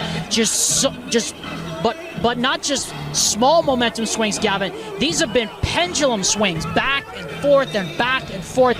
And you just wonder where this pendulum is going to swing next. And that's a great point, Alex, because when Bountiful was down 28-14 and they were playing a little more aggressive, I thought Roy had a chance to make it 35-14 with the way their defense has played. But credit to Bountiful, they have played outstanding in that final 4 minutes of that second quarter. I believe, halftime adjustments had to be made. Bountiful's got to know where Robert Young is on the field. Not that you'll be able to stop him, but at least slow him down. And Roy's got to find a way, take a breather. You had a lot of good things going for you in that first half.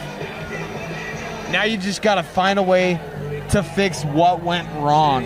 And this is the other thing too, Gavin. No turnovers at all in the first half. Absolutely 0 turnovers. And you said coming into the game that Bountiful's going to have to force a couple of turnovers you'd have to think also, in addition to knowing where Robert Young is on the field, it seems like Jason Walker's going to have to realize, at some point, he might have to turn up the heat a little bit on Drew Gardner in the second half. And that is one of the biggest keys to causing turnovers.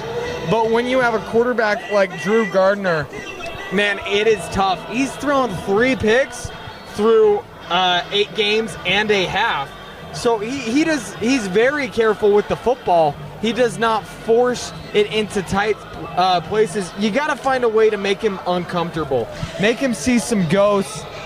I'm very interested to see, one of the underlying stories, I think, is this head coaching battle.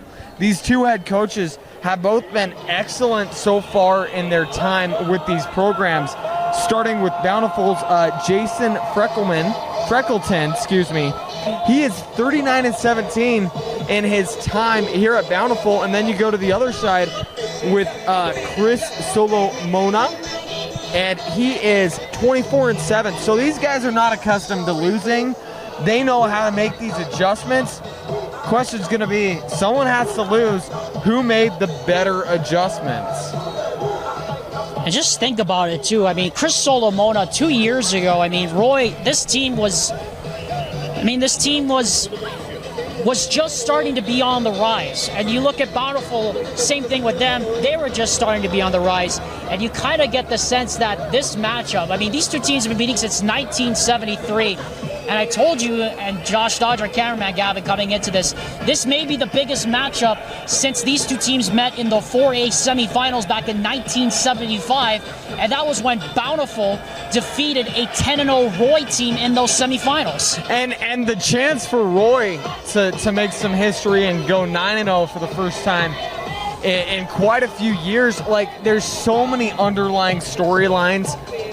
But if you are a player and if you're a coach, you got to make sure if you're the player, or your players, if you're the coach, you can't get caught up in that. You got to view this as any other game. You got to find a way. I love what Kalani Sitake says. Go 1-0. Find a way to win this game. Don't get caught up in the record. Don't get caught up in the history.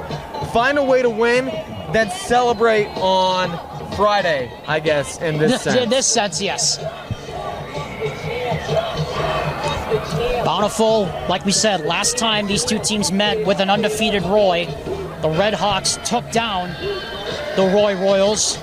37-14 was the score in that game in the 4A semifinals back in 1975, and then in 1980, Bountiful and Roy met again, and Roy prevailed in that one 17-13.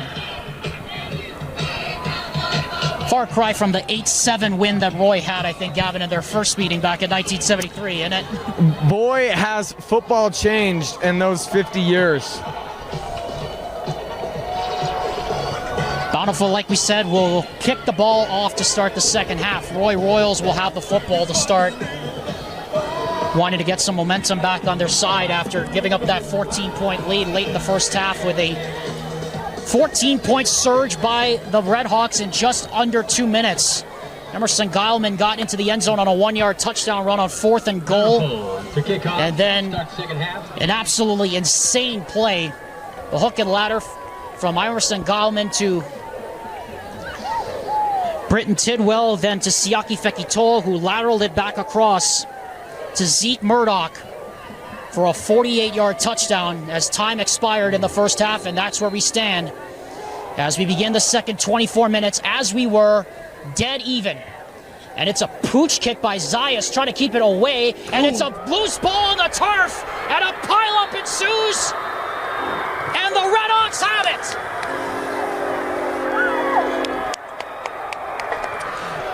Man, what a great time to pull out that little punt.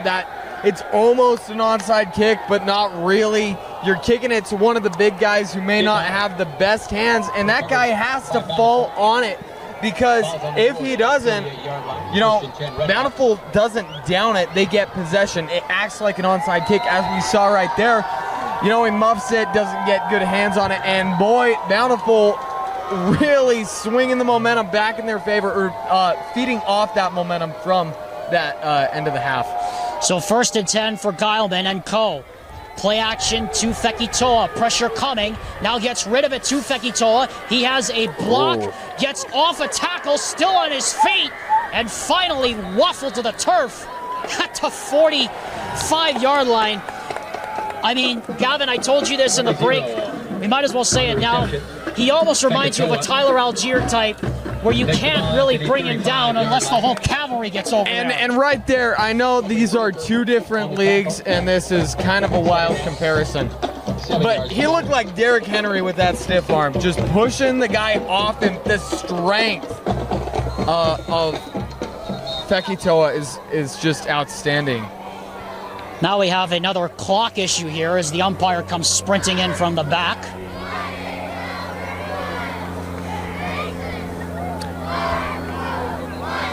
Well, actually, I think we're going to have a stoppage of play because there are people seated on the benches behind the goals.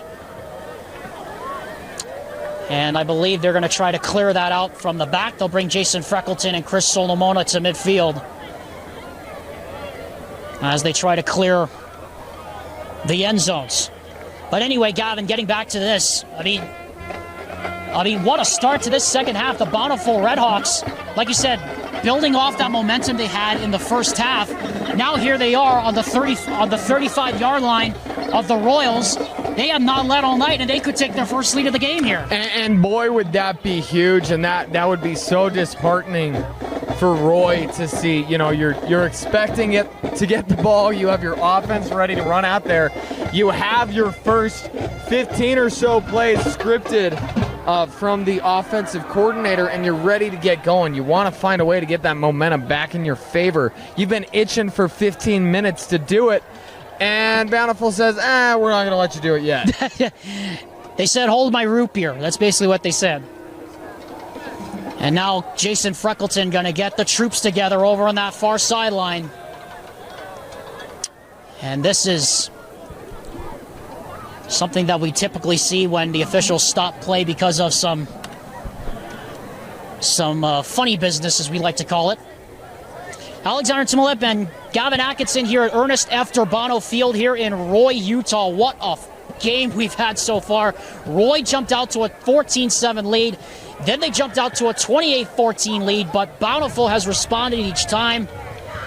And here we are, deadlocked at 28 as we get set to run another play here after the officials stopped the play for a few moments because of some unsportsmanlike conduct that was going on between the benches and from the fans that are seated behind each of the teams here this evening. We expected that, though. Emotions are running high, and we expected that. In a game that means this much to both teams, you got to find a way to keep your emotions in check. Second down and 7 now following the stoppage from the 35. Fekitoa takes it to the left side, cuts it back, and he trips on the turf monster. He had some room to cut it back to that right side, but it'll bring a third down here for Bountiful. And that's what's so tough about this Bountiful offense again. You see them run that little read, that option, and the quarterback gives it to Fekitoa at last second, making that defensive end for Roy commit to the quarterback, and he had a lot of room to rumble if he didn't get tripped up. Third down. Here is a handoff. This is Murdoch to the left side. Penalty flag goes down, and he is brought down at the 30, short of the marker. And I would assume where the yellow hanky is tossed. Gavin Atkinson, this is coming back. Yeah, I believe that was the edge. You know, they're trying to get that edge set, couldn't quite do it. And as Fekitoa is running to that outside side of the field, just trying to give him something to work with. Looked like it was the left tackle on that left side, Will Nixon, that's going to get called for the holding. And it's going to make it third and longer here for Bountiful. 10-yard penalty from the spot of the foul. And we've talked about momentum this entire half. You know, all of these minute and 30 seconds. But right there, you know, these penalties will kill any and all momentum that you build. They're so dangerous. It's not just the 10 yards you lose. Kylman from the shotgun. 3 men on the rush. He's got time. Steps up, throws, caught, first down. Junior Tippy with his second big play in as many plays, and a big third down conversion there for the Redhawks. And boy, is that a big catch to make. 26-yard line. You know, you have them running that little man coverage and just does enough, stays in the pocket long enough and finds the open man. Junior Tippy, the 5'9" senior.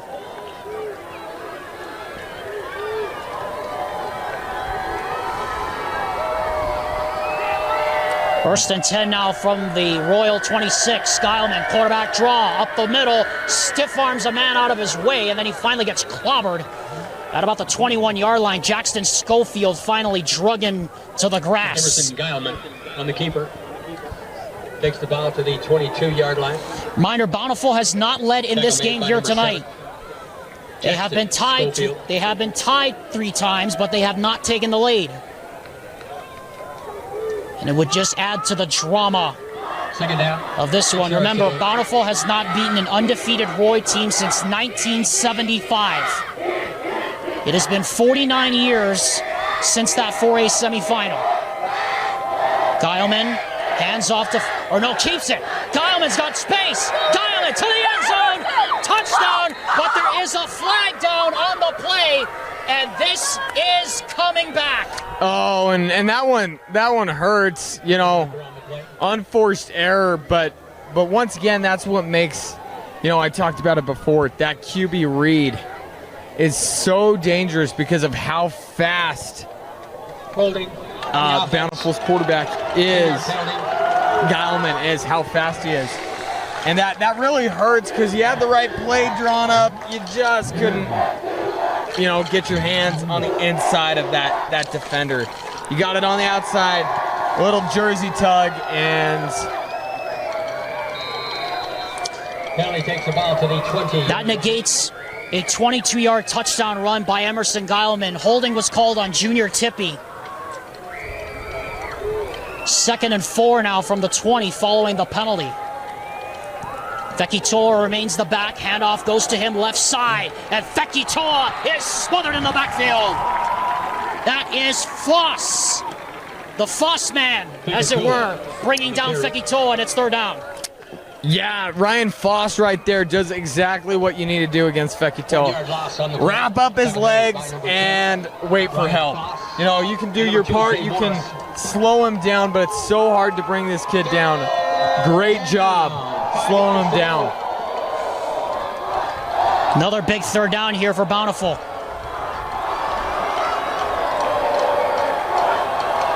Geilman fakes it, rolls to his right, throws, caught, and short of the 1st down is Justice Talfa. He needed to get to the 21-ish yard line. He's short by about a yard. Now, how much? It's decision time here for head coach Jason Freckleton, and no doubt they're going for this. How much do you trust your kicker? Because you can take the lead.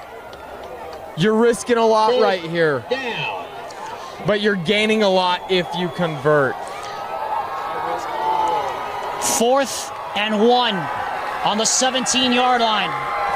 1 for 1 already on 4th downs. The power I formation. Geilman, Alsop the fullback. They motion a man out, and the pass is batted down. Read it perfectly. And the Royals shut the door on 4th down. Another big swing of momentum in this game. Hunter Webb right there reading that bootleg excellently. And then he understands that he's not going to get there for the sack, that there's going to be a dump-off route for that 1st down. Gets his hands up, reads the throw, and swats that one down. Massive play for this Roy defense. So 1st and 10 for the Royals. They dodge a major bullet off of what could have been a disastrous start to the 2nd half. First and 10 from the 17-yard line. Drew Gardner now from the pistol. On first down, handoff goes to Sella, trying to cut it back to the inside, and he goes absolutely nowhere. Had a chance to maybe go north-south, but instead tried to go east-west and got smothered in the backfield by Justice Telfa, among others. Loss of a yard on the play. In case people are just joining us, we had a wild first half, 56 total points. Bountiful tried a pooch kick. It worked, but Roy stopped the Redhawks on fourth down, and now the Royals are trying to gain some momentum of their own. As we are approaching the halfway point of this third quarter, orbit motion by Young. Pitch goes to him on the left side, and Young is smothered at the line of scrimmage. Maybe lost a yard. And you can tell, Galvin, these two defenses are really turning up the heat now on each other. And that, I believe, is what you have seen from these coaches. Both coaches unhappy with how their defenses played in that first half. Made some adjustments, and so far, you know, they've done what they've needed to do. So far through these two plays, Bountiful has stopped Roy, and Roy came up big on that fourth down. Now the Redhawks defense needs to come up big here. 3rd and 10 from the 16. Young goes in motion, play action. Gardner throws, caught. Young in the flat, first down and more. Why not? Robert Young with another first down on another perfectly executed play. And man, is that guy hard to stop. Nothing you can do seems to be enough. First down, courtesy of Studio 48, Dan Studio. And he had 162 total yards in the first half alone. He now is approaching 200 total yards, and we still have a quarter and a half to play. And he has all 4 Roy touchdowns here this evening. Gardner from the shotgun, Sella in his right hip pocket. The throw goes out to the right side. It's caught by Morris, and Morris is swung down after a pickup of maybe 4 yards. Brought down on the play by Birmingham, among others. And I tell you, Alex, I could really use a guy like Robert Young on my fantasy team. Ball's on the 40. I know why, because you have all the 49ers stars on your team, and they're all out for a few weeks. I get the pain. I feel the pain. You don't have to remind me. 2nd and 4 now from the 40. 6 in the box here for the Bountiful Redhawks. 1 safety high. And the handoff goes to Sella left side, and he is going to be short of the marker by about a yard. Brought down by the legs that time by Connor Mertz, and it'll bring up another 3rd down here for the Royals. And we'll see, you know, what type of penetration Bountiful can get. Try and get through that offensive line. I imagine it'll be a run, but a very interesting situation right here. A lot of confusion, too, on the offensive side of the ball, trying to get lined up. Gardner trying to distract the team going on that right side. Here's Sella, and he's got it by about a yard and a half. Logan Sella on the carry. Nobody bought the fake, but nobody could stop Logan Sella even on a first down for the Royals. 6-yard line. That's another Royal. And boy, has it been the tale of 2 halves. First half, all we saw was offense, and now we've gone almost 8 minutes. Or we have gone 8 minutes through this first quarter, and nothing on the board so far. 1st and 10 now from the 46. Royals approaching midfield. And 7 in the box. And the handoff goes this time to Sella. And Sella rumbling his way for a first down all the way up to the 42-yard line. Into Redhawks territory. That's a pickup of close to 15 yards and another first down for the Royals. Gavin mentioned it. We've now gone about 7.5 minutes now without a score after we had nothing but scores in the first half.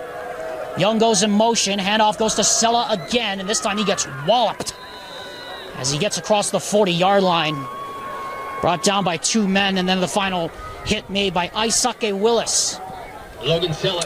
And Roy has started to find their identity again on offense as this drive has gone on. Those first 3 downs, or I should say 2 downs, they really didn't know what they wanted to be. They were able to have one Robert Young bail them out, but right now they've been able to get that run game established and march down the field. Young now goes into the backfield, and it is a shovel pass to Young. And Young is going to be short of the first down by about a few yards. And so it'll bring up 3rd down and another 4 to go. Riley Boudreaux was in the backfield as the extra running back. 3rd down. And now here comes the Wildcat formation again.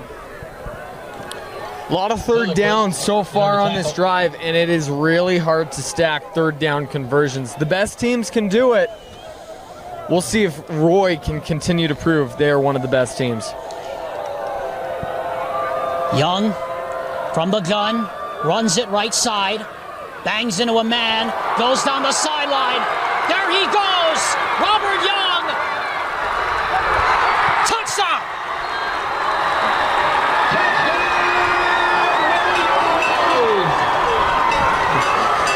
Are you kidding me? What do you do? What do you do when you have a player like Young? They bring out that Wildcat again, trying to get that extra blocker or using that advantage of an extra blocker. And he runs in, gets the first down, bounces it out, and finds a way into the end zone.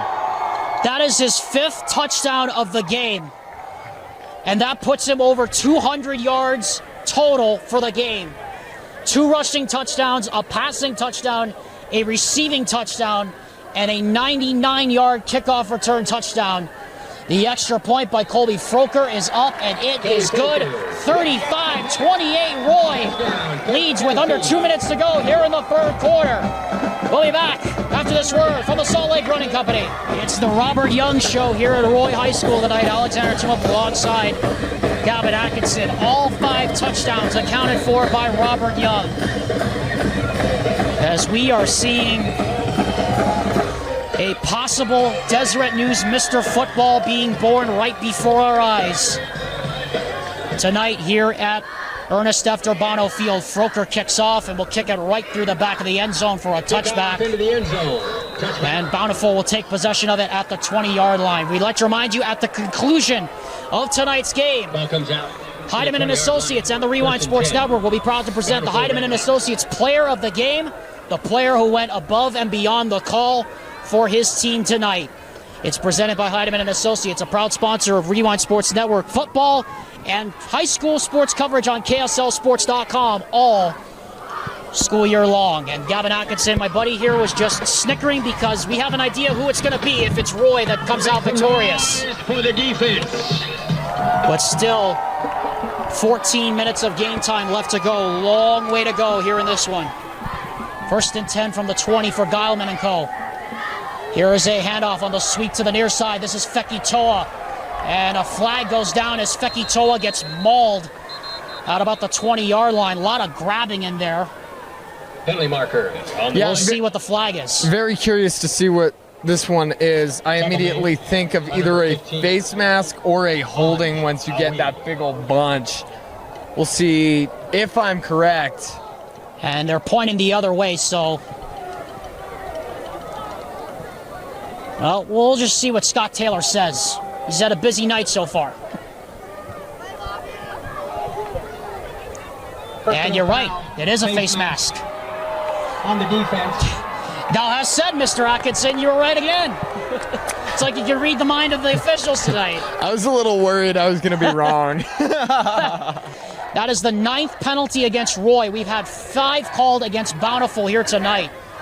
So in total, we've had 14 penalties, and all of them have been biggies. And so with under 2 minutes to go, Takes the ball to the 34-yard line. the penalty moves the ball up to the 34-yard line. As Bountiful trying to tie this game again. Hand off to Feki Toa, up the middle. Feki Toa, look out! Feki Toa into the secondary, and finally Russell rolled to the turf at about the 26-yard line as he broke several arm tackles along the way. And a first down just like that. Bountiful back in business. And I've talked about his speed, I've talked about his power, but once again, you gotta understand this kid's ball carrier vision. He sees the holes. And Geilman going to hand it off to him again. And he gets into the stack this time and will churn the legs forward for about maybe 5 yards. That by far was Siaki Fekitoa's longest carry of the night. From the 34 out to the 26, that's a 38-yard gain for Fekitoa. And I tell you, Alex, it wasn't just one hole he slipped through. He was able to slip through the hole between the center and the left guard, but then he was able to find another hole to get past the linebacker and then off to the races. Final 40 seconds of this third quarter. And a play action. Geilman rolling to his right. Gonna look downfield, spins off a tackle and gets walloped as he gets to the, call it the 18-yard line, and so that 4-yard gain by Emerson Geilman will be the final say of the third quarter, and we are gonna head to what is gonna be an epic fourth quarter finish. Third down, 1 yard to go. Here tonight at Ernest F. Durbano Field. Geilman will not take another snap. The clock will run out, and it is over. 36 minutes of football are in the books. Just 12 more to go. Number 1 and number 3 locked in a battle here tonight. We'll be back with the fourth quarter after this. Well, on a field that was once graced by the great Jim McMahon, we invite you now to buckle up, grab your drinks, grab your snacks, and settle on in for what is going to be an epic fourth quarter here in Roy. 35-28, the number 1 team in 5A, according to the RPI, undefeated, off to their best start in 4 years, trying to hang on against the Bountiful Redhawks as the Redhawks have 3rd and a yard to go on the Royal 18-yard line as we start this final quarter of play. Alexander Tumalev, Gavin Atkinson, Josh Dodge. We are just past 9 o'clock p.m. local time here in Utah. This fourth quarter, make some noise. Geilman to quickly take the snap. He'll push forward, and he has got it. A first down at the 19-yard, at the 17-yard line. He needed 1. He got 2. On the keeper. And the drive keeps going for the Bountiful Redhawks. Takes the ball to the 17-yard line. 1st and 10. Bountiful. 4th trip into the red zone for the Redhawks. They have scored on, well, actually, this is their 3rd trip into the red zone. They scored on both previous occasions. Double wide receivers to the right. Junior Tippy lines up bottom of the screen. Handoff Fekitoa. And Fekitoa banging off tackles and wedges his way down to about the 14-yard line to the 13 officially. Picked up about 5 on the play. Fekitoa, ball carrier. And Fekitoa, he's just so hard to stop. He is one of the key, if not the cornerstone of this offense. Everything builds off of him. The passing game relies on him. If Fekitoa isn't having a great night, the passing game will struggle. But boy, I don't know if this kid has a bad night. The only bad night he really had was against Olympus, where he went out with that busted finger midway through the second quarter. Connor Clark goes in motion. Geilman to throw, swings it out. Fekitoa, touchdown, Bountiful! And an extra point from the tie with 10 minutes and 47 seconds to go. And there's the first touchdown of the night for number 0. And boy, is he just so talented. We've seen what he could do on the run, and then he decides to show how soft his hands are. Bring that one in, and then just go full steam into the end zone. Landon Zayas now for the extra point.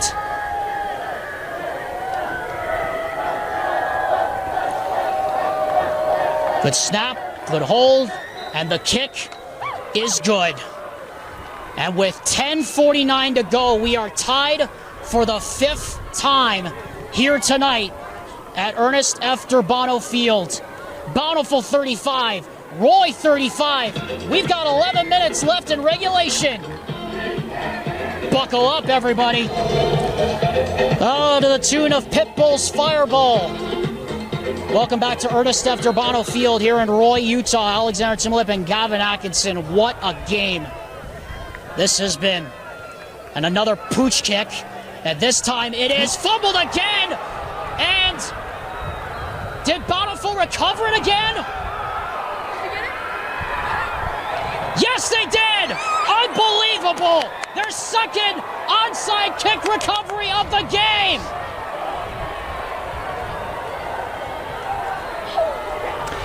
And you know, Alex, I'm not exactly sure how they marked that in the stat book, if that counts as a turnover, but spirit of the law, if you will, it acts as one. And boy, is it hard to win close games when you are not taking care of the football. So the Redhawks now have a chance to take their first lead of the game.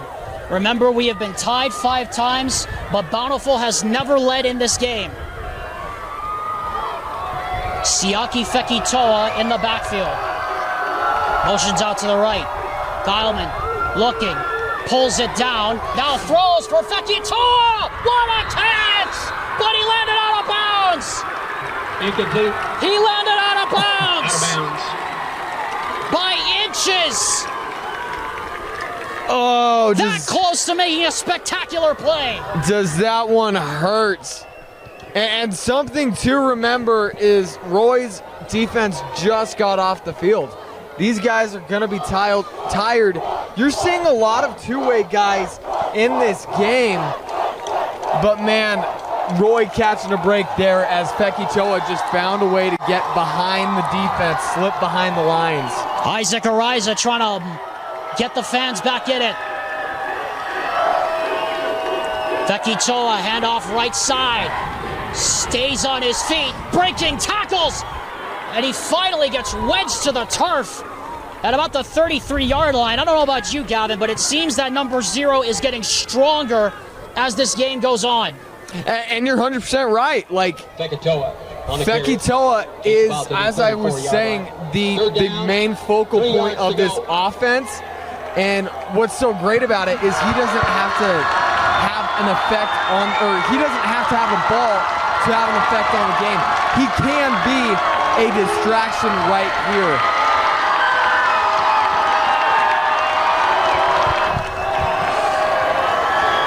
Fekitoa, first down and more, barreling his way down inside the 30. 8 more yards for Siaki Fekitoa, and you can just tell the holes are getting a little bit bigger for number 0 as we have a player down on the field for the Roy Royals.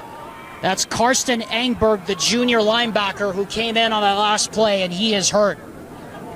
And so we will step aside. The Bountiful Redhawks are threatening to take their first lead of the game in a tie game with 9 minutes to go. What an insane Thursday night this has been here in Roy, Utah. Alexander Timlip alongside Gavin Atkinson. We have had 5 ties here tonight.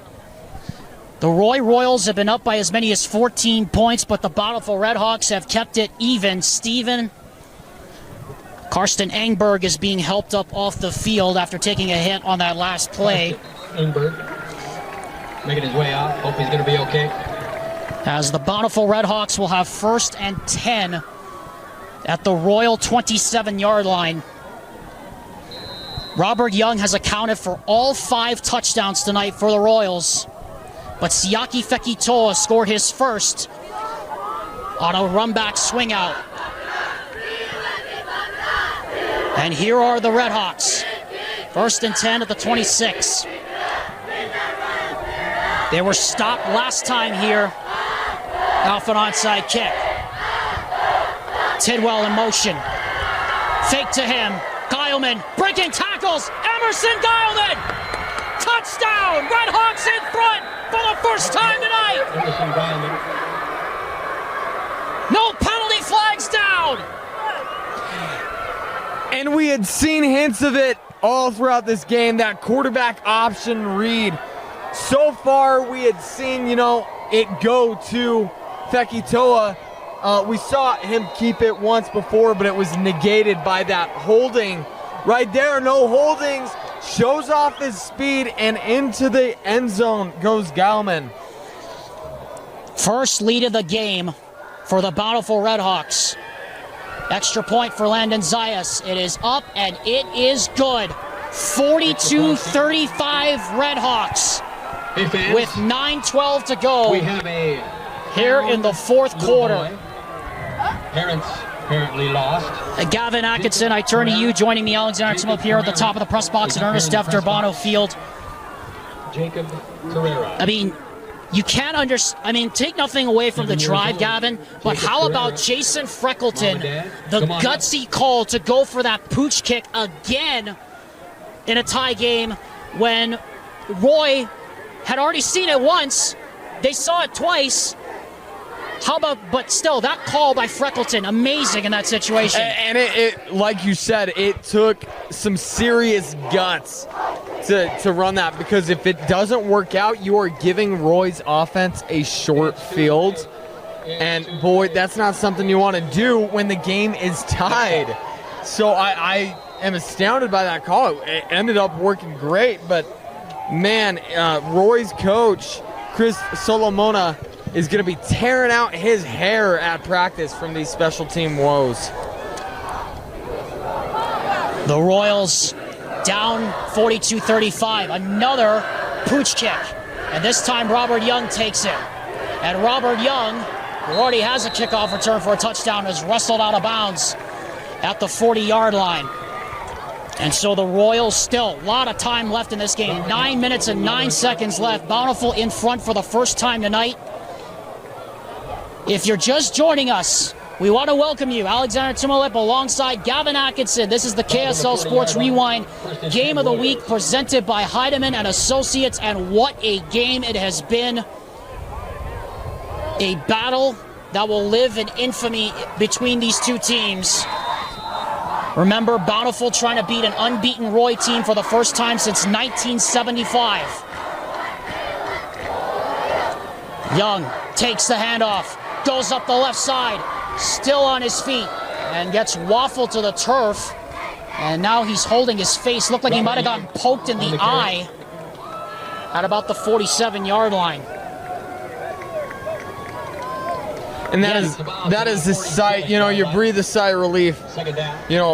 First of all, you hope this kid is all right, but man, he looks gassed. He's been everywhere. Oh, he has accounted for all 5 Royal touchdowns tonight.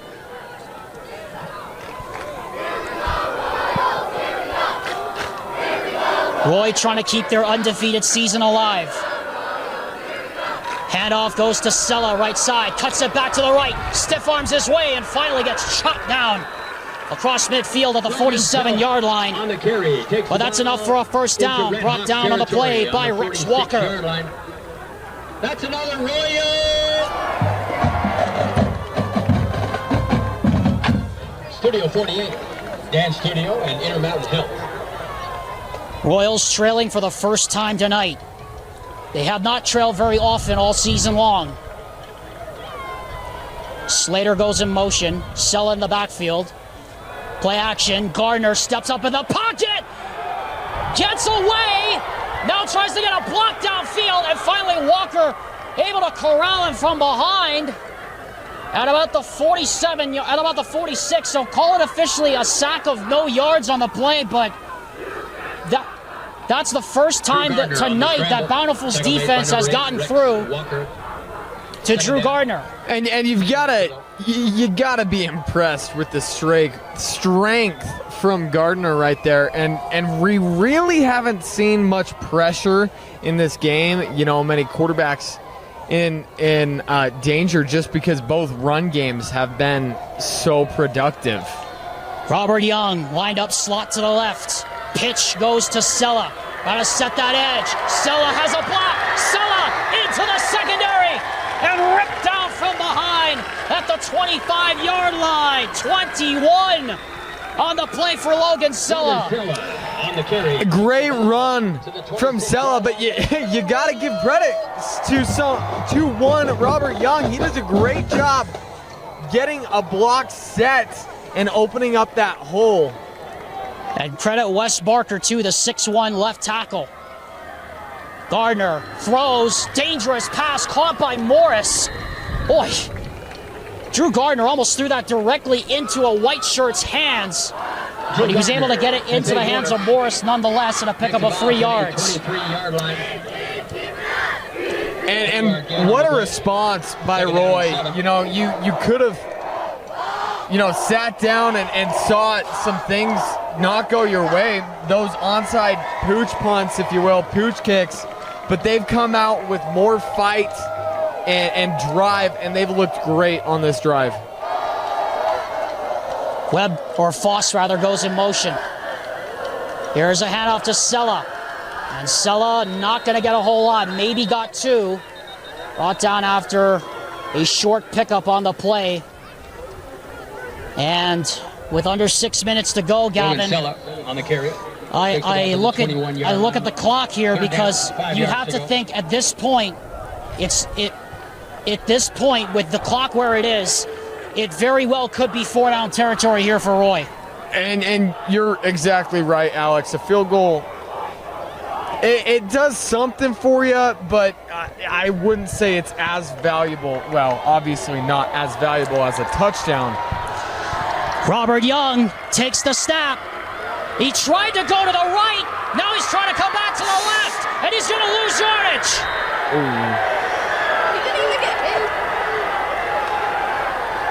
And Roy wants a late hit right there. And here comes a flag. And that is going to give the Royals a first down. Oh, what a mental lapse from Bountiful right there. I don't think it was so much, and I don't think it was so much the foul. It was I think it's the coaches coming off the sideline. So we're going to see what they sort out here. This would be a massive call. Jason Freckleton in the red shirt on the far sideline was about 5 yards off the sideline. Crown wanted a late hit on Isake Willis, but they've been letting that go all night on both sides. I can't really see how they would have called it there. What's the call? Personal foul. Oh my. What? They did call it. Wow. And Freckleton is going berserk on the sideline. Jason Freckleton is going absolutely crazy. He's having to be restrained by his coaches. And that is a really tough call as Young just kind of got tripped up, slipped on the turf monster, and you saw a Bountiful defender kind of go over the top, clipped him a little bit after he was down, but wow. So it's a dead ball foul. The down counts. So instead of 4th and 15, it's now 4th and 5. An undefeated season potentially rides on this play for Roy. 5 minutes to go. 4th and 5. They bring just 3. Throw, tip, and intercepted! Intercepted by Tidwell! Oh my gosh! The first turnover of the game belongs to the Redhawks with 5 minutes to go!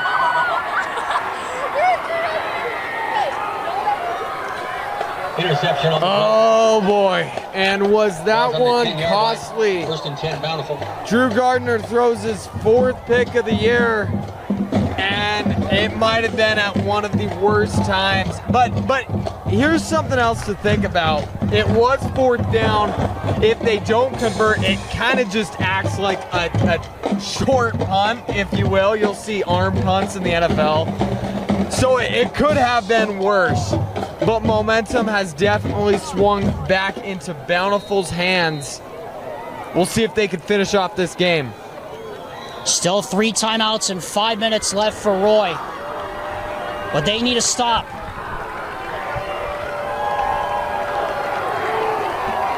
Kyleman from the shotgun. Fekitoa, the running back. Here is Fekitoa left side, breaking a tackle. He's going to back his way out close to the 20. He gets brought down at the 17-yard line with 4:44 to go. And when does Chris Solomona think about potentially starting to burn those timeouts? Ball out to the 17-yard line. Second down, 3 yards to go. Britton Tidwell has 2 touchdowns and now an interception. A reminder that Bountiful, the last time they beat an undefeated Roy team was in 1975, in the 1975 4A semifinals. They are 4:15 away from creating deja vu. Dialman from the shotgun, hand out to Fekitoa, going right side. Fekitoa into the secondary, still on his feet and brought down to the 32-yard line. That's a first down after a 15-yard pickup. And it'll move the sticks, and the clock will continue to run under 4 minutes. And Bountiful is exactly where they want to be. They want to eat up this clock. You know, Roy has all 3 timeouts, so they can't stop it. But Bountiful's going to try and take it inside of 2 minutes, and I believe that's when we'll start seeing Roy burn those timeouts. Maybe a little earlier, 2:45, if this drive continues. Again, 8 in the box. Head off goes Fekitoa left side. And Fekitoa, man, just creates a pile. Stopped after a pickup of another 5 yards right there with 3:24 and rolling. Remember, unlike in college football and in the pro leagues, there is no 2-minute warning for Roy. Second down, 6 yards to go. So they are at the mercy of this Bountiful offensive line, up by 7 points. And I believe if Bountiful gets a first down, you know, that this next first down, we'll start seeing those timeouts get burned. They don't want to use those timeouts when Bountiful is already ahead of the sticks. 2nd and 5 from the 37. Can Roy's defense come up with a big stop, or can they force a takeaway? 2:45 and rolling left to go here in the game. And we have a flag from the back. And it's a delay of game against Bountiful. Wow. And that will stop the clock with 2:44 to go. And that is, it's so difficult because, you know, one thing that needs to be said is there's no play clock on this field. You know, you have the white hat keeping track of it down on the field, but you got to have a little bit more awareness, and this noise could play a factor in that. And now Chris Solomona is going to burn the first of his 3 timeouts with 2:31 to go here in the ball game. And something to be said is, you know, how big that delay of game is now you basically had a first down that went nowhere. And Solomona can take that timeout knowing, hey, they're not ahead of the sticks. We could possibly get a 3-and-out with a timeout. So 2:31 left to go here in this one. Want to welcome in our new audience. If you're just joining us, Alexander Timolet alongside Gavin Atkinson, as we are at 9:30 p.m. local time here in Roy, Utah at Ernest F. Durbano Field. What a game we've had here tonight. 5 ties, but a big lead change at 9 minutes and 7 seconds left in the 4th quarter. Emerson Geilman into the end zone, which as it stands right now was the go-ahead touchdown for the Bountiful Redhawks. 7-1 over the number 1 ranked RPI team in 5A, the Roy Royals. 8-0 for the first time since 2020, trying to go to 9-0 for the first time since 2014. But Bountiful looking for their first win in this series since 2008 and looking to beat an undefeated Roy team for the first time in 49 years. Fekitoa takes it left side, and he's going to get smothered in the backfield. And Chris Solomona immediately calls a timeout with 2:23 to go and 3rd down coming up for the Roy Royals. And this brings up another very interesting play call because you're 3rd and behind the sticks. You know, with Fekitoa, you never know. New region, but I don't varsity game. imagine Bountiful throwing this ball, because if it is incomplete, the clock stops. Fifth quarter policy for home varsity football games. Alexander Timolip, Gavin Atkinson, 3rd down and 11 here for the Bountiful Redhawks. But Gavin, you kind of do think that Jason Freckleton is probably going to have to hand this ball off, because if you throw the ball and it's incomplete, then you stop the clock and you give Roy a free timeout. I don't know if you want to afford that here on this 3rd down. And that is one of the toughest things about the situation. And if you go back to that delay of game penalty, you had a 2nd and 5. You were right where you wanted to be. You were in position to get another 1st down and use more clock, but now you find yourself in a very difficult position. So here it is, 3rd down and 12. Kyleman is going to throw, and he rolls to his left. He's got to get down. He does. And he is brought down inbounds at the 25-yard line. It'll technically go down as a sack. And meanwhile, Jackson Schofield is slow getting up, and Chris Solomono will call his final timeout with 2 minutes and 15 seconds left here in the 4th quarter. And so Roy will get one more chance. And boy, was that a smart play from the quarterback right there to go down. You do not run out of bounds right there. You don't give Roy that extra timeout. You can't, because that could be the difference of this game. We'll see, what Bountiful's defense can do, as I don't imagine any triggeration coming from Bountiful's special teams. They want to make this as long as of a field, because they have a 12th defender, and that 12th defender is the clock. You've got to score within this certain amount of time. I'm interested to see how aggressive this Bountiful defense plays, if they're going to protect the sidelines, try and make it so Roy can't throw to those out routes. But priority number 1 has to be Robert Young. You have to know where he is. You have to stop him. Rhett Slater, deep to receive. Britton Tidwell will punt it away to Rhett Slater with heels back on his 45-yard line. 2:14 to go. No timeouts left for Roy. Tidwell gets it away. Slater comes up and makes the fair catch. And so the Royals will have to go 55 yards in 2 minutes and 7 seconds with no timeouts. 1st and 10, Royals. And this is where you put into your practice, or you put to use your 2-minute practice. You don't run this, and you got to be able to run it well. You don't have those timeouts. You can't have any mental errors. You can't cut it infield rather than going out. You have to be sound. You have to be smart. And we'll see how they can run it. Gardner will go with 5 wide here on 1st and 10 from the 45-yard line. Gardner to throw. Pressure. Gets out. Gardner goes up the field and will get out of bounds to stop the clock with 1:58 to go. Talfa, among others, escorted him to that sideline. But more importantly, Roy stops the clock.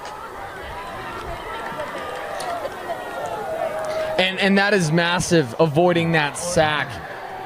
If, not just the loss of yards, but that clock that would have been lost if he was brought down. 2nd and 5. Gardner, again, just 3 men on the rush, throws down the field, and it's broken up. Had Morris open over the middle, but instead it was broken up by Willis. And now Roy's got 2 downs to pick up 6 yards. And these are the last 2, plays of the game if Bountiful can stop Roy from getting a first down. Roy doesn't have any timeouts or any way to stop the clock. Bountiful can go in victory formation, but by no means is this game over. 3rd down. Slater goes in motion, and a timeout is called by defensive coordinator Jason Walker. Bountiful. With 1:53 to go, just building the drama. Third down and 6 coming up on the other side of this timeout. 42-35, Bountiful. Final 1 minute and 54 seconds of regulation. Alexander Timolip and Gavin Atkinson here at Ernest F. Durbano Field, the #1 team in 5A. Undefeated Roy, down to its final 2 downs to try and keep their undefeated season alive.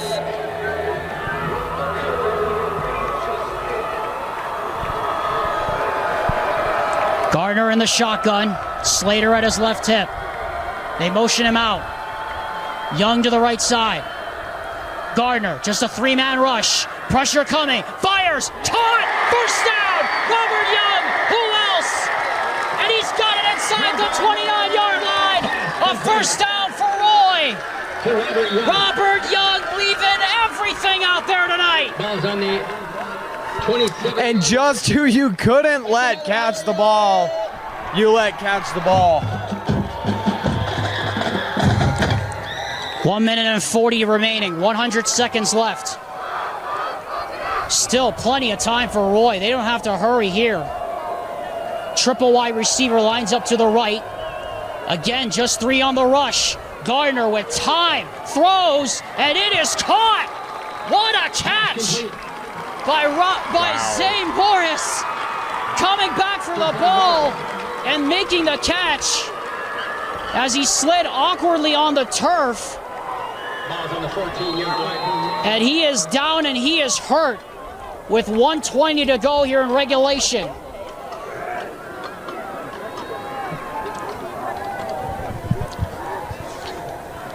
And so while they tend to Morris, I mean, you just knew it had to be Robert Young, right? I mean, the guy has now 250 plus all-purpose yards tonight, Gavin, and he really has lit something in this Roy team. He's come a long way from when he was a sophomore on this team just 2 years ago. I mean, you've been saying it all night. He very well could be Mr. Football in Utah. Everything I have seen from him tonight, he seems to me the best player I have seen so far in this season. He's just been extraordinary tonight, finding any way to help his team, and when his team needs him, he finds a way to be there. I mean, he has all 5 touchdowns, and it's not 5 receiving touchdowns. It's a passing touchdown, it's 2 rushing touchdowns, it's a special teams touchdown, and a receiving touchdown, I believe. Zay Morris is getting attended to down on the field. While they do so, we'd like to remind you the Rewind Sports Network and Heidemann and Associates will be proud to name the Heidemann and Associates Player of the Game for the player that went above and beyond the call for his team tonight at the conclusion of tonight's game. It is 9:40 p.m. local time here in Roy. We have had 5 ties and a lead change here tonight. And the Royals are 13 yards away from potentially tying this game. As we're waiting for Zay Morris to get helped off the field, and he is walking very gingerly on that left leg. And for Roy's offense, I'll finish this thought in a minute. Slater goes in motion. Gardner for Slater. Off his hands, incomplete.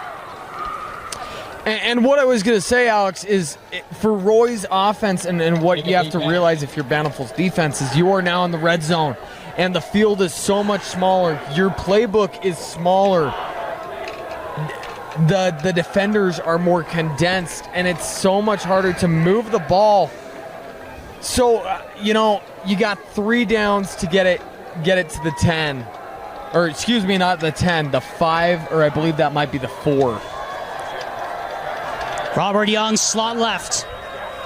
Gardner looking. Gardner takes off. Gardner going for the first down, and he's got it. Down inside the 5 to the 3-yard line with a minute to go.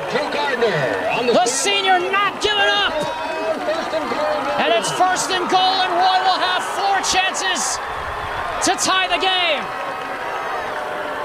First and goal officially on the 3-yard line. Clock running under a minute to go.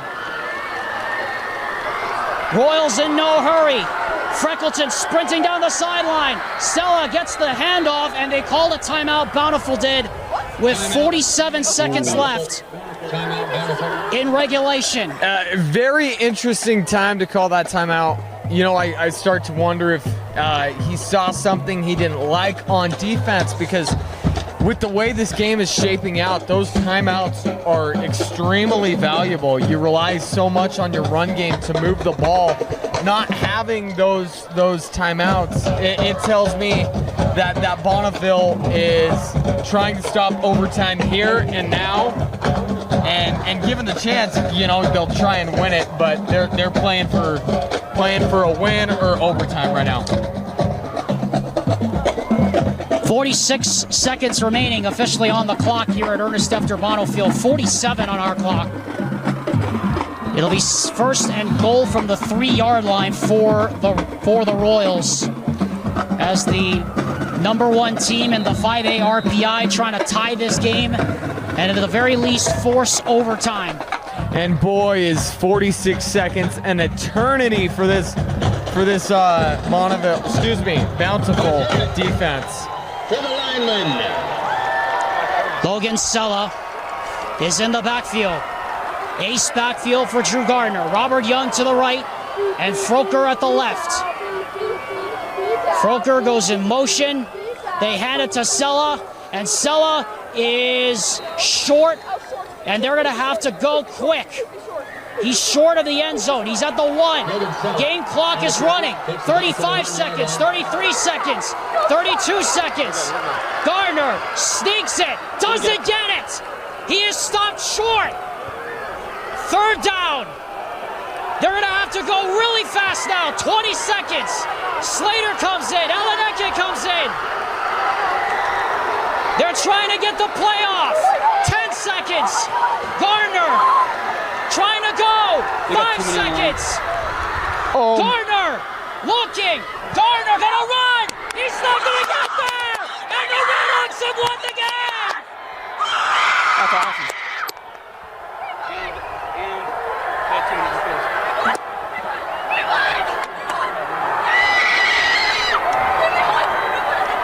I am speechless, Alex. What a stand by Bountiful, but oh man, those lack of timeouts really hurt them. And I just think, spike the ball, take the pressure off yourself, spike the ball, get the play call in, get your subs in, and go for it on 4th down. They didn't get that play off, and oh, that one's gonna hurt.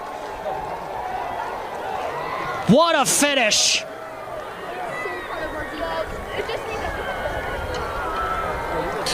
Congratulations to the Bountiful Redhawks. We want to thank the Bountiful Redhawks for coming out to the game. Have done it. Number 1 falls at Ernest F. Bono Field. There will be no undefeated season for the Royals. Bountiful pulls off the upset, 42-35. Back after this.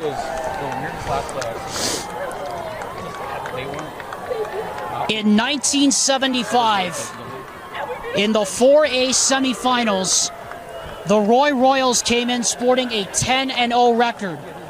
The Bountiful Redhawks upset the Royals that night, 37-14.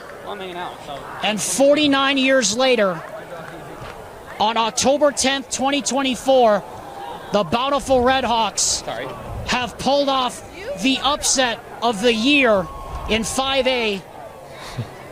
The Roy Royals are undefeated no more.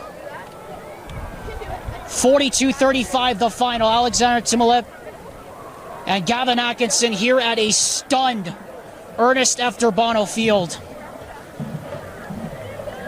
Gavin, a game of momentum swings did indeed come down to the team that had the ball last, and it was decided by 1 play and 1 yard. It's as razor thin of a margin as you can be, and unfortunately for Roy, there was no margin of error. You know, we saw them driving down the field earlier, or just a few minutes earlier in that quarter. You know, they throw that pick, and that, you know, lost them a couple of minutes and a very promising drive. And then that last drive, you did an excellent job marching down, getting 54 yards down the field. You tried to go quick with a quarterback sneak, and it just wasn't there. Little bit of